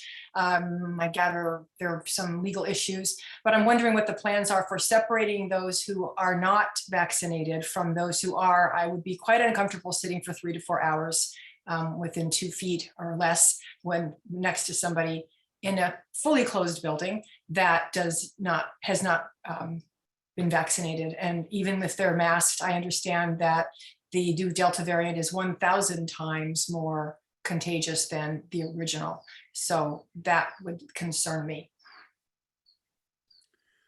I would I would encourage those who gonna come into the SANDAG offices. Obviously, they're going to have to tell us whether they're vaccinated or not. They don't have to, but we'll assume they are not. And we're going to follow the state health standard to make sure that those like yourself or all of our staff are safe. We can't dictate, a lot of things legally for the board. Obviously, for the staff, we already have a policy, and I talked about it, Mayor Hibner, but I'm going to assure you that we're going to do everything possible. I'll work with Chair Blakespear to make sure we feel safe in the office. And that would include separating those who are not vaccinated or fail to say from those of us who are. I don't think we can per se dictate where how the separation, but we'll make sure, and I'll let our chief counsel chime in here if you want more on this, but my authorities do not expand to tell the board or the public on all of these issues, except to say that if you're not vaccinated, you're going to have to follow the rule. The rule says you have to wear masks, you have to social distance, et cetera, et cetera. So we're going to make sure that we all feel safe. I think we should ask John Kirk to weigh in here because he has some perspective on this. Yeah. I think ultimately our goal, certainly from a policy perspective, as I understand it, is to keep everyone as safe as possible. That being said, we want to make sure that every one of you as board members are allowed to equally participate in meetings. And so if any board member has a concern about safety and would like additional measures, we'll certainly take those measures that are needed to provide you as safe an environment as is possible to meaningfully participate in a board meeting. We'll probably focus upon accommodating you and your environment rather than perhaps moving someone else. But I know that staff can arrange seating to the extent that everyone can be at the dais. We can reasonably accommodate those kinds of requests, again, as long as everyone has the opportunity to equally meaningfully participate as board members. Right, maybe Dr. Jen Campbell could weigh in too. Well, she's next in line, so we'll, okay, Dr. Campbell, or Council President Campbell. Yes, thank you very much. With my background of 40 years in family medicine, and also being a professor at the University of Pittsburgh Medical Center in the past, I would just like to say hooray for making the staff mandatorily be vaccinated, with the few exceptions that you mentioned. I believe that we should not have anyone in our meetings who is not vaccinated. It is unsafe, it is unhealthy. And now that we've seen that only 1% of those who are now getting COVID with the Delta variant are those who have been previously vaccinated. Nevertheless, that 1% is a terrible risk.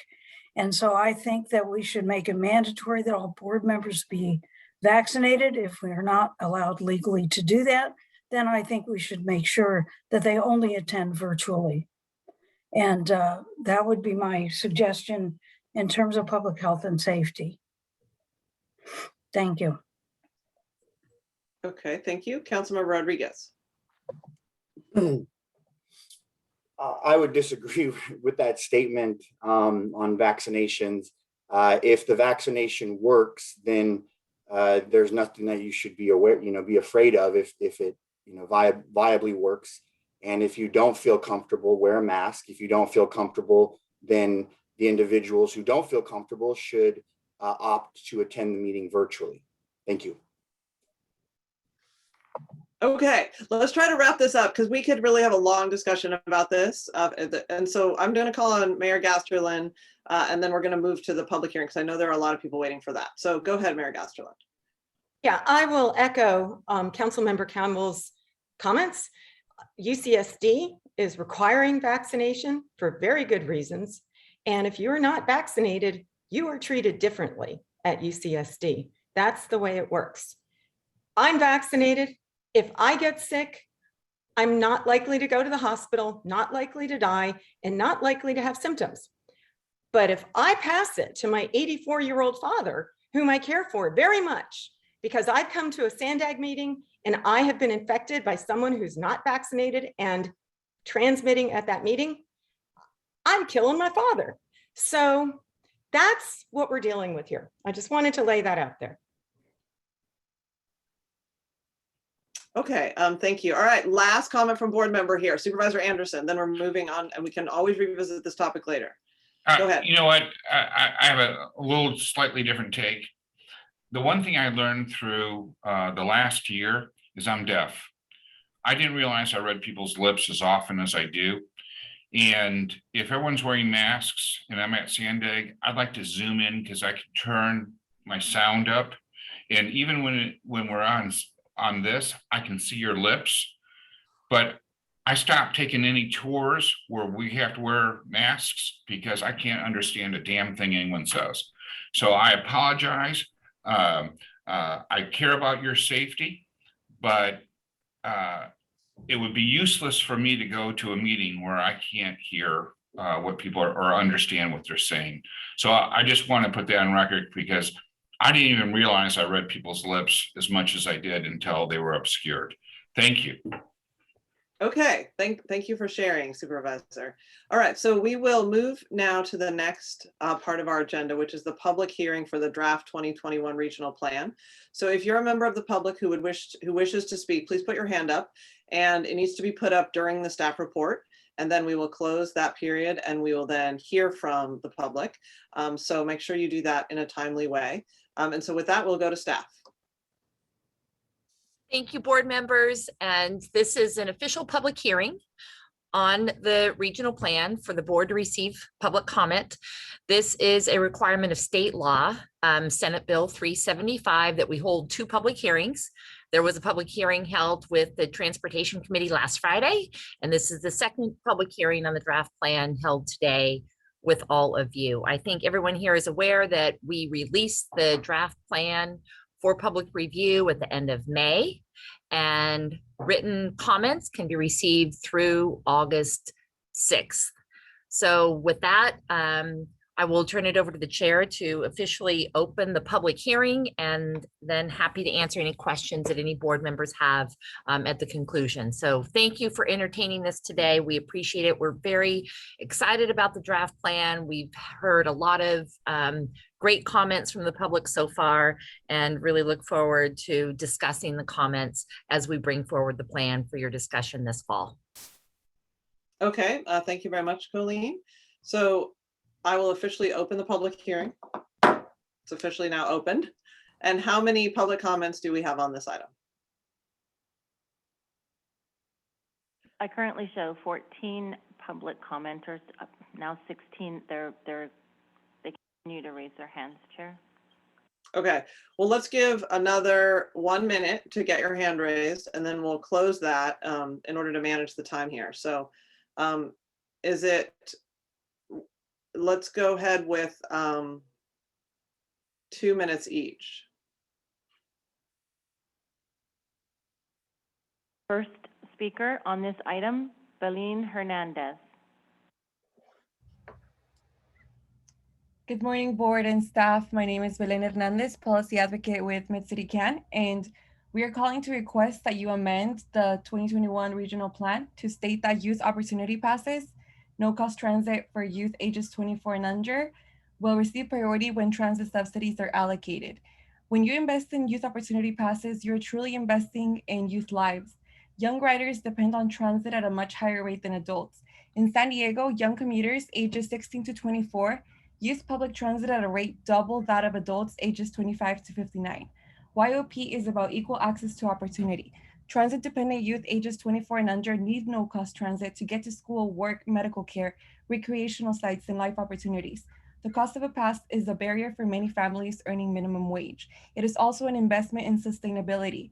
We need more people from all socioeconomic backgrounds to be riding transit as a method to reduce carbon emissions. YOP is a key strategy to increase ridership from all socioeconomic backgrounds and develop lifelong transit riders in our region.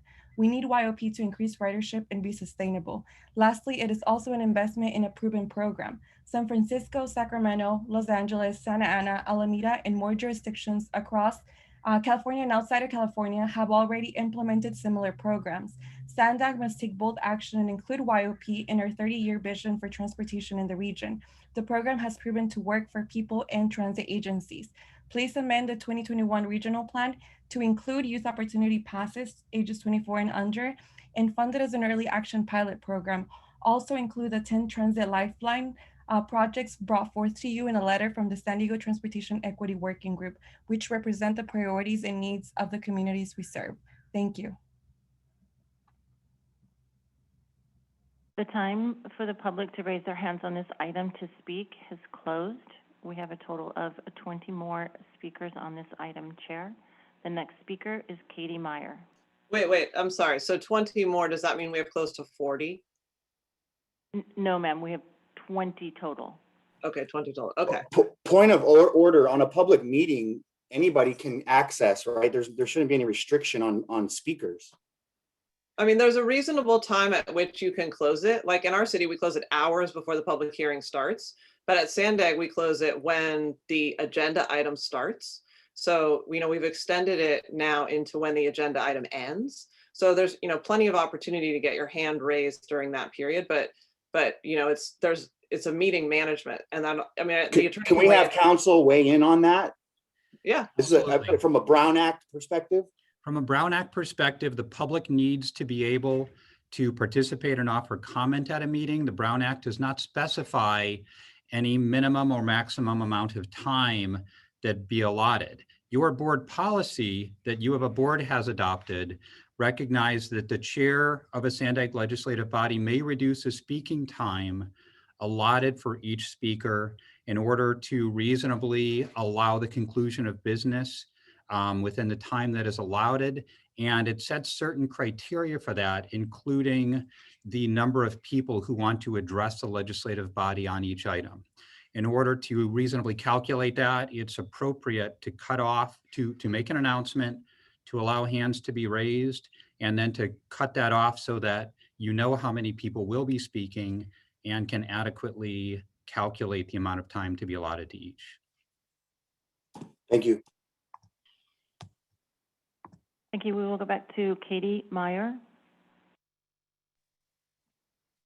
Hello and good morning, board members and staff. My name is Katie Meyer and I'm calling with San Diego 350.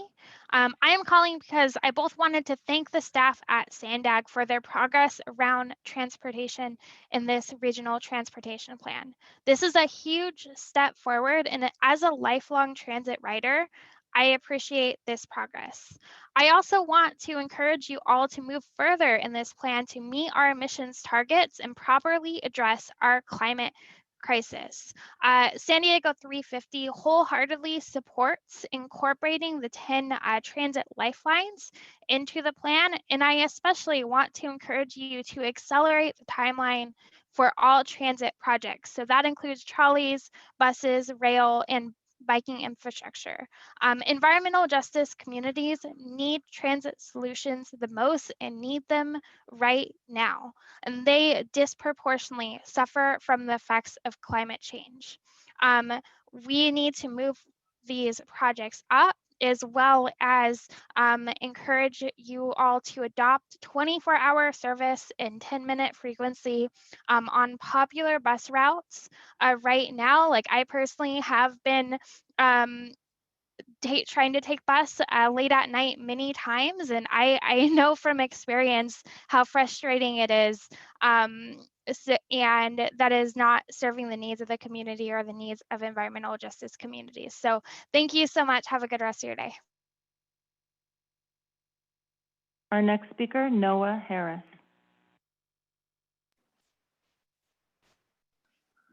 Good morning. This is Noah Harris with Climate Action Campaign and a member of the San Diego Green New Deal Alliance, calling to comment on SANDAG's draft 2021 regional plan. We thank the staff and board for their work and are very encouraged by SANDAG's bold new direction to start the process of transforming the San Diego region's transportation system so it is more sustainable, equitable, and climate safe.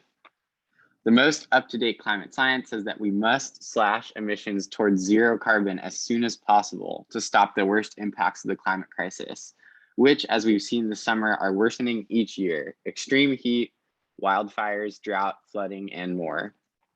These have and will disproportionately impact historically underinvested communities of concern. As such, we urge you to first exceed state mandated emissions reduction targets by maximizing mode shift towards bike, walk, and transit. We must get people out of their fossil fuel cars and into more sustainable modes of travel. Aggressive mode shift should be pursued in partnership with the cities, particularly the city of San Diego, to achieve the Climate Action Plan's ambitious mode shift targets. Second, investments should be prioritized in the communities on the front lines of the climate crisis and environmental injustice. The communities with disconnected transit trips, dangerously polluted air, and lack of access to job centers. Finally, we are in strong support of youth opportunity passes, no-cost transit passes for youth 24 and under. This is an essential investment in our youth, and it should be included in Appendix A and implemented in partnership with MTS and NCTD as soon as possible in the earliest implementation of the plan. Thank you.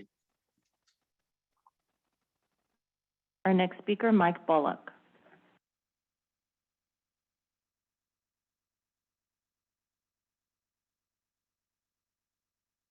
Unmute. Okay, thank you very much. Yeah, Mike Bullock, Oceanside. I'm a systems engineer. I have written a peer-reviewed report showing how cars and light-duty trucks can achieve the first climate stabilization target, which is 80% below our 1990 level by 2030. Very quick. Now, I plan to write a detailed letter, but I just want to make a few short comments today. I support the 10 lifeline provisions as stated by the 350.org speaker. And I agree with the call for the youth opportunity passes, but I think we have to make this much bigger than that, part of an overall system as called for in the California Democratic Party platform. And I just want to quote what's in that platform. Support the design and implementation of a single environmentally sound technology system that will collect and distribute fees for the use of roads, parking, and transit that is both economically fair and convenient and protects user privacy and the interest of low-income users. And certainly youth would be free, and a lot of other individuals would also be free. That would be means-based, of course. Now, just broadly, in chapter 1, you've got that big triangle there that the three challenges: congestion, and the best way to do that is with congestion pricing. The road use charge will provide a platform for that. The social equity, and you need a good road use charge. You need a fair car parking system if you want social equity. State and federal mandates has to be expanded. I'm sorry, there's too many words on the bottom part of that triangle, but it should say state and federal mandates and climate science-based climate stabilization targets. Just to let you know what's coming down, the mayor has asked CARB to come back and tell him what it would take to reach zero by 2035 instead of 2045. So things are changing very fast. Thank you very much. I appreciate it. Our next speaker, Karina Gonzalez. Good morning, Chair Blakespear and board members. My name is Karina Gonzalez. I live in Chula Vista and I am with Hammond Climate Solutions. I want to thank the board and staff for your leadership in drafting this plan. I am encouraged by SANDAG's bold new direction, and I want to ensure that the 2021 regional plan is as strong as possible for climate, jobs, and justice. As you all know, the climate crisis is rapidly accelerating, and we need bold action from SANDAG in order to ensure that the region is doing everything possible to reach zero carbon. I encourage the board to exceed emission targets put forward by the state prioritize mode shifting away from gas-powered vehicles, and provide much-needed funding for the region's communities of concern who have historically experienced underinvestment when it comes to transportation improvements. I grew up driving my dad to and from public transit and have seen firsthand how our transit system is not working in communities of concern. We need to invest in these communities who are on the front lines of environmental injustice and who suffer from disconnected public transit. Finally, I encourage the board to fully fund youth opportunity passes, something that community-based organizations have been advocating for years, because every San Diegan deserves access to high-quality transportation and economic mobility, especially our young people. Thank you. Next speaker, Rita Clement.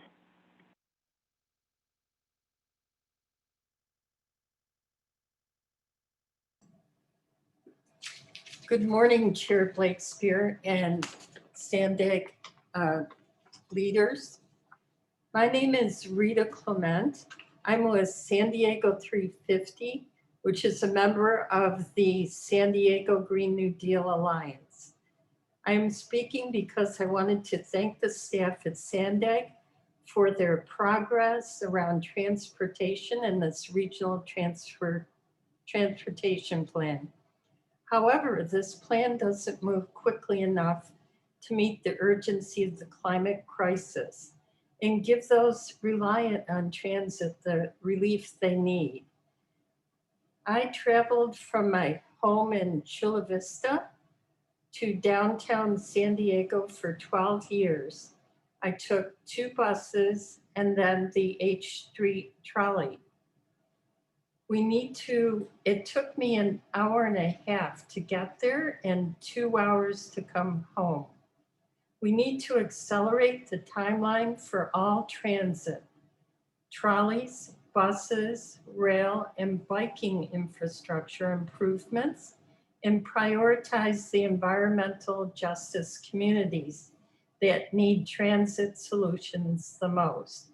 Environmental justice communities who disproportionately suffer from the effects of climate change cannot afford to wait.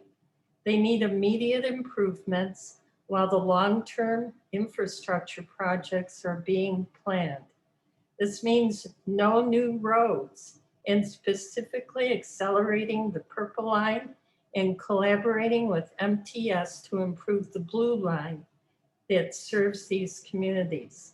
This also means transitioning transit to zero-emission vehicles. Thank you. Next speaker, Craig Jones. Yes, hi. Uncharacteristic for me, I think I'll probably be less than 2 minutes here. My name is Craig Jones. I'm a representative to the Social Equity Working Group from the Alliance for Regional Solutions, which represents communities with unmet need in North San Diego County.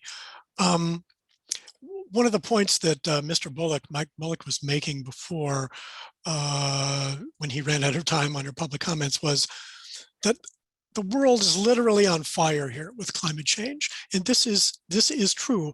Let's just look around and admit what's happening here. We have a local regional obligation to act as quickly as possible to counter and stop the production of greenhouse gases. The regional transportation plan, the draft and the regional plan that's been proposed, moving forward as quickly as possible will fulfill our moral obligation to do so. So I'm speaking in favor of the 5 big moves and the 10 items as well. Those who show some reluctance on supporting this plan are fearful about change and economic impact. If we don't address climate change, the economic impact to all of us is going to be horrendous. So we must move forward on this. Thank you very much for this time. Our next speaker, Haney Hong. Good morning, Chair Blakespear, members of the SANDAG board. My name is Haney Hong, President and CEO of the San Diego County Taxpayers Association. It's good to see everybody. Again, you may recall that a couple months ago, Hassan invited me to moderate a panel of experts around different revenue streams and mechanisms to finance the future region's transportation system. I'm here because I want to acknowledge first that there's a lot of hard work that's gone into the regional transportation plan, and I think it's important to say thanks to all of you as well as the staff under Hassan's leadership for putting in all the time and effort to develop this draft.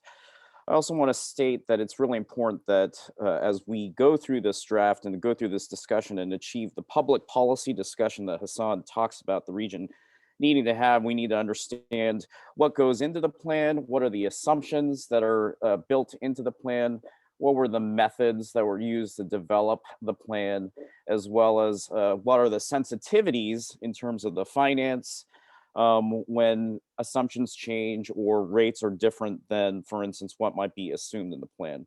So I just want to share for the record that the San Diego Taxpayers Educational Foundation, the research arm of the Taxpayers Association, has a working group of folks here who've submitted a bunch of questions to staff, and also has been submitted here for this meeting for the record.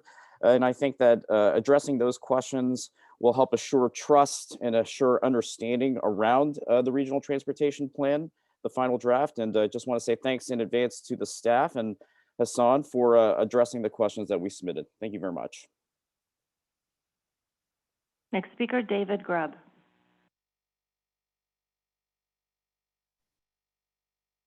Good morning, Chair Blakespear and board. Climate disruption is here now. Just look at the headlines. Floods, droughts, massive fires getting worse every year, people dying from extreme heat, and our agricultural industry having to scale down from lack of water. Anyone who is paying attention and taking it seriously knows what we need to do. We must reduce greenhouse gas emissions in every way we can before the feedback loops kick in and it is too late. What that means is that as good as this plan is, it needs to be better. Don't get me wrong. I have been looking at regional plans for about 20 years, and this is the best plan I have ever seen for our region.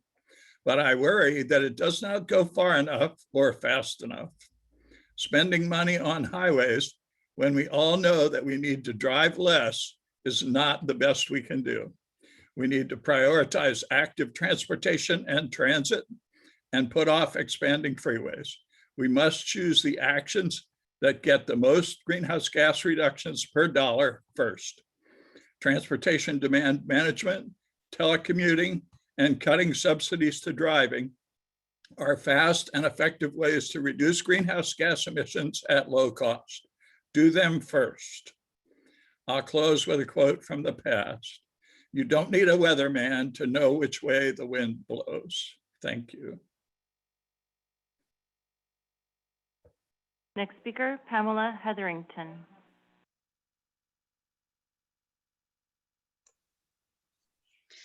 Good morning, Chair Blakespear and board.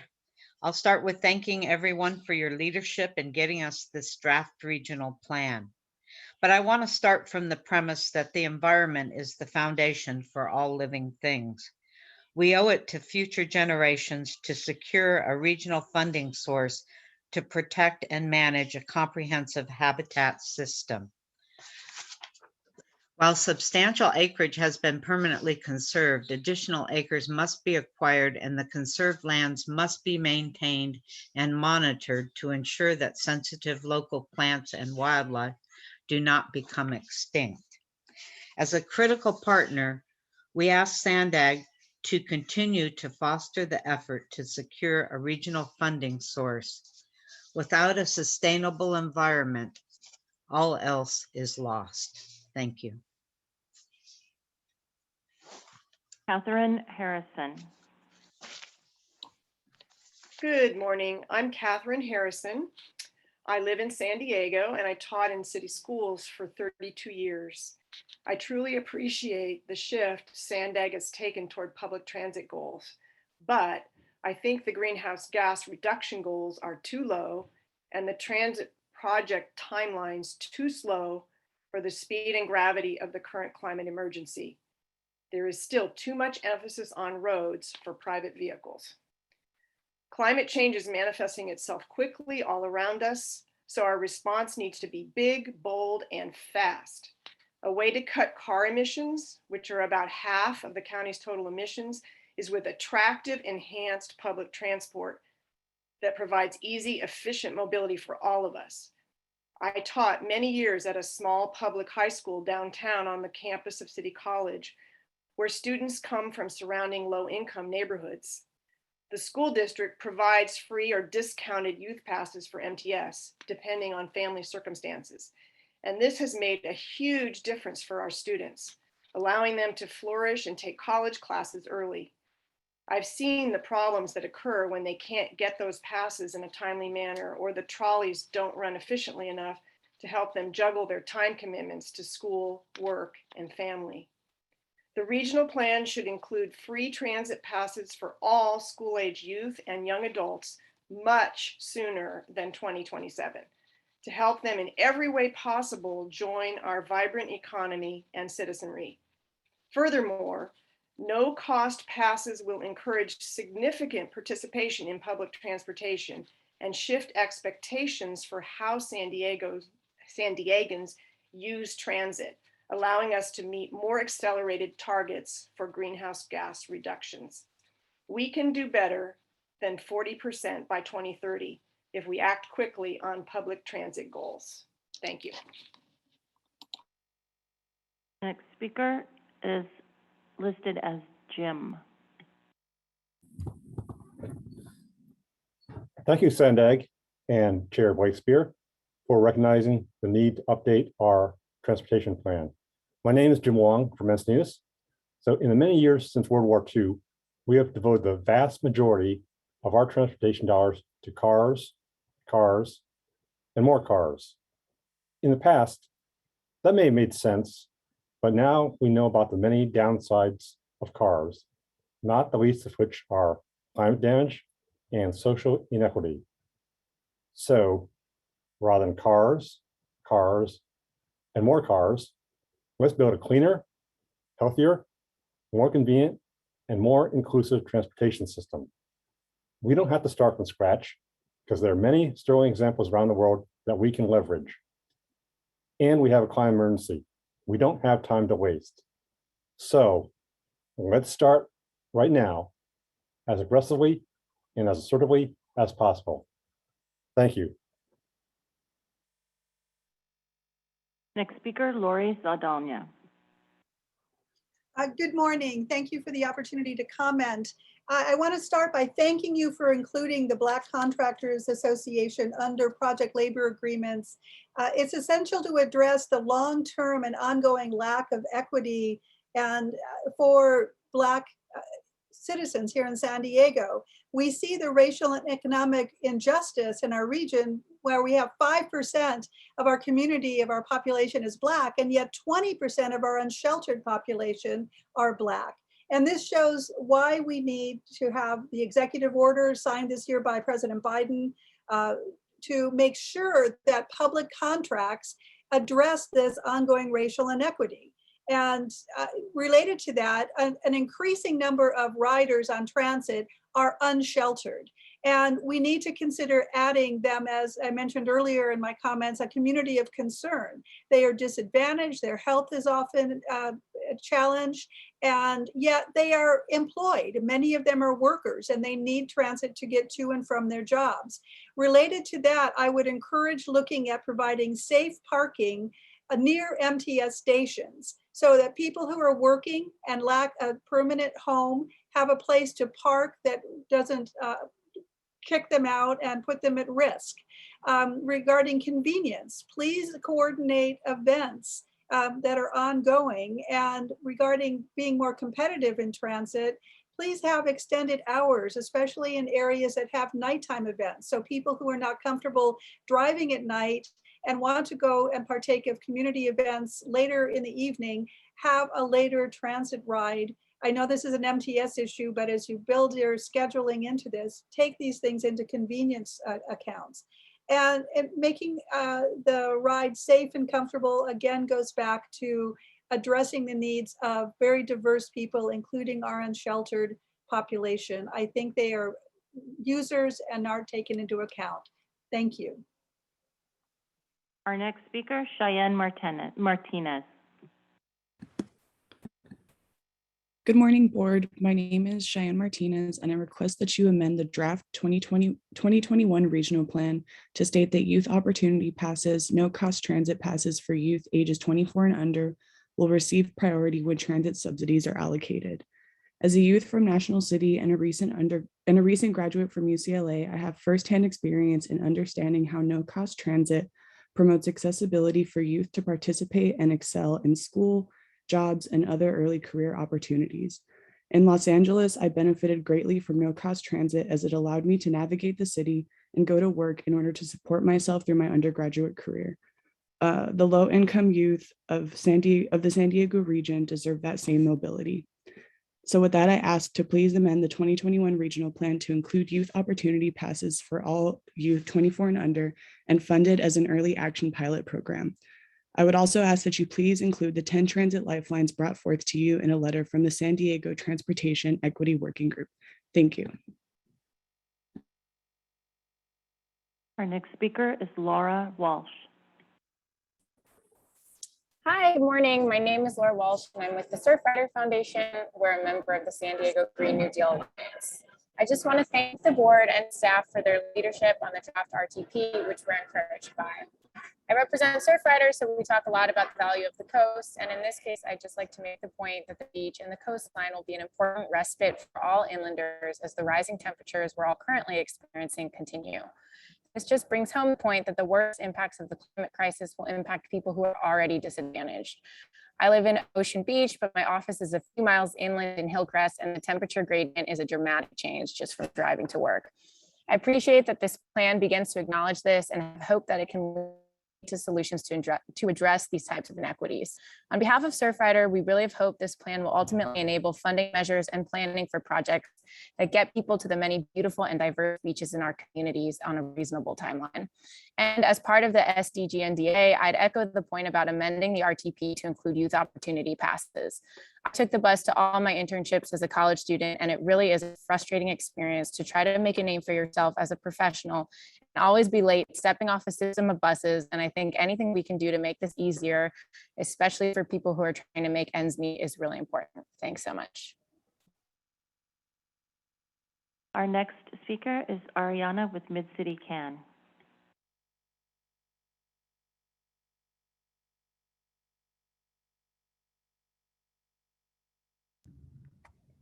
Hello. We can hear you. Hi, my name is Ariana. I'm calling in with Mid-City Can. First of all, I just want to say thank you to SANDAG for working so hard on drafting the 2021 regional plan. We are asking that they include YOP, youth opportunity passes, or no cost transit passes for youth ages 24 and under. When it comes down to the transit subsidies, we are asking for them to be the priority group. We, in the pandemic, we have seen that there is a really need to develop transit lifelong riders. And I think that YOP can definitely do this. When we are investing in young people, we are ensuring that young people have the opportunity to access school, work, medical, recreational activities, life opportunities. I myself was a transit rider for many years. And because of this, I was able to, reach a lot of opportunities that maybe I couldn't as a young person living in Southeast San Diego. Also, youth opportunity passes really addresses the need to invest in sustainability. We are hearing from other speakers that, there's a lot going on that is impacting our earth, and we need more folks from all socioeconomic backgrounds to ride transit as a method to reduce carbon emissions. And YOP is actually a key strategy to make sure that we increase ridership for all these folks. As well as, we already know that YOP is already a program that has been invested in other cities in California. So I hope that, YOP is listed as a priority group, and also include the 10 transit lifelines that are brought forward to you in a letter from the San Diego Transportation Equity Working Group. Thank you for your time. Our next speaker is Shayla Ott. Good morning, Chair Blakespear and board members. My name is Shayla Ott, and I'm a resident of North Park, San Diego, and with Hammond Climate Solutions. First, I wanted to thank you all for your efforts drafting this plan and putting in the necessary steps to combat the climate crisis. I do want to ensure that the 2021 regional plan is as robust and comprehensive as possible for climate, jobs, and justice. As other folks have said today, the climate crisis is already here, like we're seeing with fires, flooding, storms, drought, and record-breaking temperatures across the US, and especially here in California.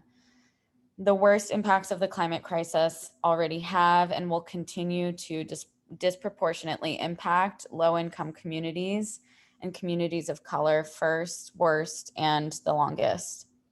SANDAG must do its part to ensure that we can reach zero carbon as quickly as possible, as the climate science says is necessary. And I recommend the following strategies.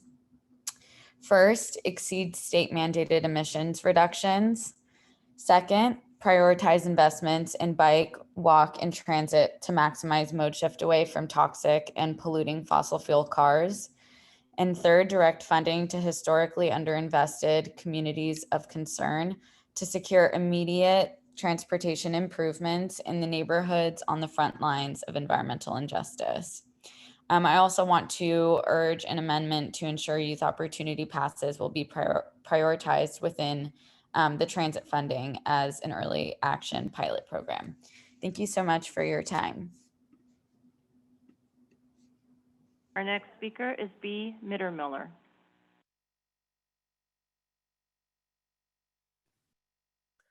Hello again. Thank you for letting me speak. I'm B. Mittermiller of the San Diego 350 organization. And first of all, I'd like to congratulate the SANDAG staff for putting together this incredibly detailed regional plan. The draft document includes plans to build a better transportation system. It finally sets the goal, a very ambitious goal, of creating a public transportation system that has the potential to attract new riders who want a way to get around without the frustrations, headaches, and costs of congestion, car ownership, and parking. Shifting people to the use of public transportation, bicycles, and walking are the most effective ways to improve mobility and reduce greenhouse gas emissions.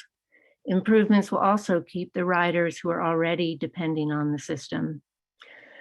As everybody has mentioned, we are living the nightmare of a climate crisis. This cannot be denied any longer. San Diego can do its part to address this crisis by adopting the 2021 regional plan. But we want SANDAG to prioritize all the projects, big and small, that will reduce greenhouse gas emissions as fast as possible while also addressing equity.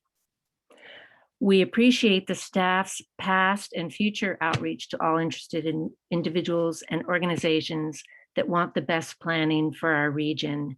And members of San Diego 350 plan to remain engaged in the process and look forward to further discussions. Thank you very much. Our final speaker, Denise Lopez.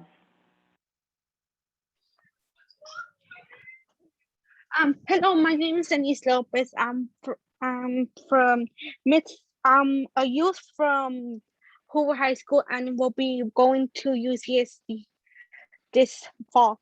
I request that you amend the draft 2021 regional plan to state that youth opportunity passes, no cost passes for youth ages 25 and under, will receive priority when transit subsidies are allocated. As a youth that depended on transportation through my whole 4 years in high school, I have seen how the challenge is that as a youth we need them, and all as my school was very diverse. I have seen that we have struggled with getting on to school on time and with being able to come early and get more access to opportunities outside our region. It's very good. It's very important to us, and we need you guys to support our our youth opportunity passes because we will need it. And as I'm going to UCSD far away than my house, I will need transit to get there. As the blue line is appearing, you guys need people to ride it, and you guys will have it if you will give these opportunity passes to youth, as there was a lot of opportunities that I had to turn down because I had no pass to go to the school. So I will really love you guys to amend the youth opportunity passes and 24 hours just in case, because I have to have family members that have to travel at nighttime, and we are unable to come back home safe because the buses finish at 10 o'clock. Thanks very much.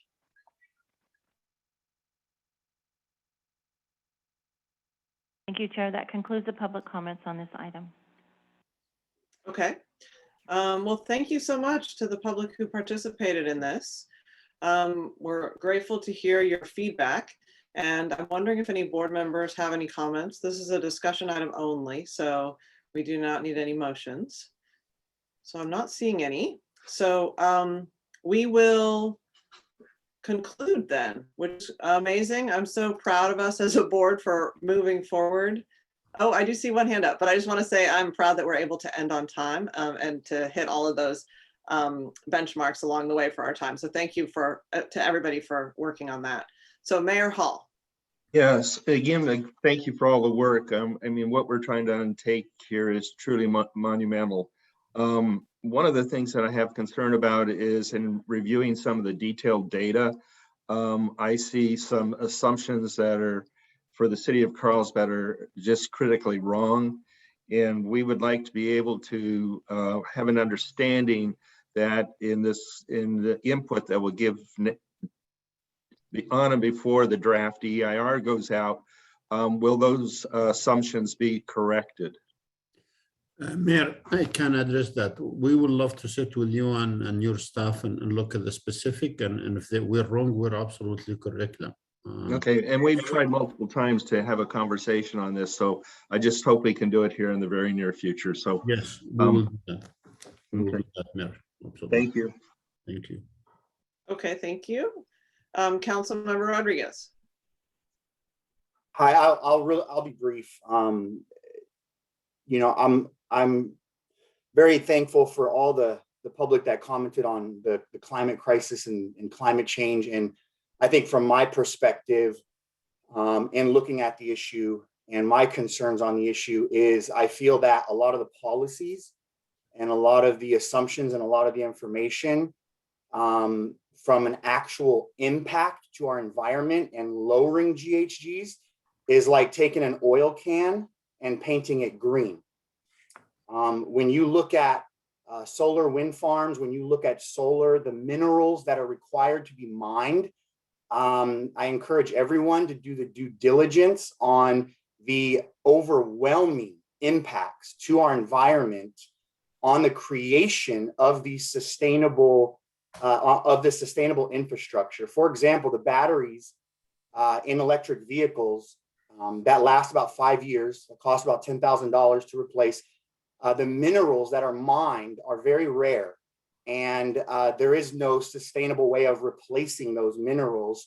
A lot of the mining practices, for example, cobalt, is done by slave labor of children. So it's the blood diamonds of sustainability. And so I would really encourage everyone from the standpoint of really impacting our environment from a conscious standpoint, from a looking at a future standpoint, that we realistically look at the infrastructure required to offset GHGs. Concrete is the third largest creator of GHGs, and it's not in the implementation or the laying of the cement, it's in the creation of the cement, which is done overseas.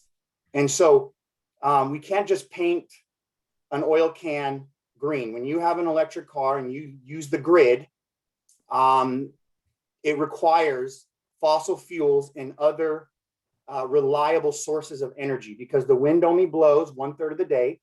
The sun is only up 1/3 of the day, regardless of the specs that are on average, that are on the products you're implementing.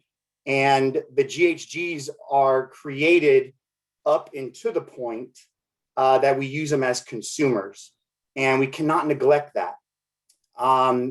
Lastly, the Department of Energy released that 87% of energy creation in the United States is from non-sustainable mediums.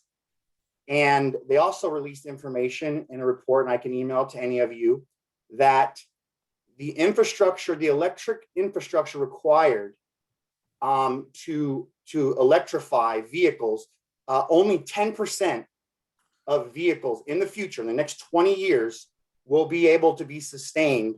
The other 90% will have to be some other form of transportation that is non-sustainable. And so when we look at the future of this regional plan in the next 30 years, we have to take practical, real steps on actually lowering GHGs and not just painting an oil can green. Thank you. Okay, thank you. Councilmember Dedina, or Mayor Dedina, sorry. Yeah, thanks. I won't get into the whole issue of sustainability, but I love the comments from the public about big things and little things, and I think it's all of the above. I love SANDAG's focus on natural climate solutions. I was overlooking Cardiff, San Elijo Lagoon the other day, where we looked at really an integrated sort of infrastructure approach to natural climate solutions, which is brilliant. But also at the Borders community today, where we'll have another couple of hours of meetings. We were talking about bicycling across the border that has been neglected for all kinds of DHS bureaucracy. But I think there's so many things that this board and staff can do with our federal, state, and local partners that don't cost a lot of money. We have to do the big things, but we also have to not remember the small things that make a big difference in everyone's lives that actually have an impact on reducing emissions and actually giving people a quality of life, like just making it easier to ride your bike across the border without having to go through huge lines. That used to be the case. So let's just focus on big and small and all of the above and not get focused on these, we're only going to do big things and not little things, because I think we have an opportunity to do all of the above and improve the economy, the quality of life, and obviously deal with this climate crisis that is here and now. Thank you. Thank you, Mayor. Okay, Councilmember Shu.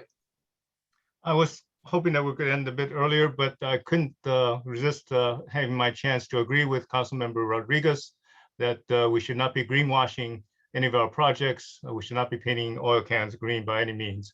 And that's why the easiest way for us to start reducing greenhouse gas emissions is to start right now by walking, by biking, and taking transit right now with what we have in our communities right now, so we can reduce greenhouse gas emissions.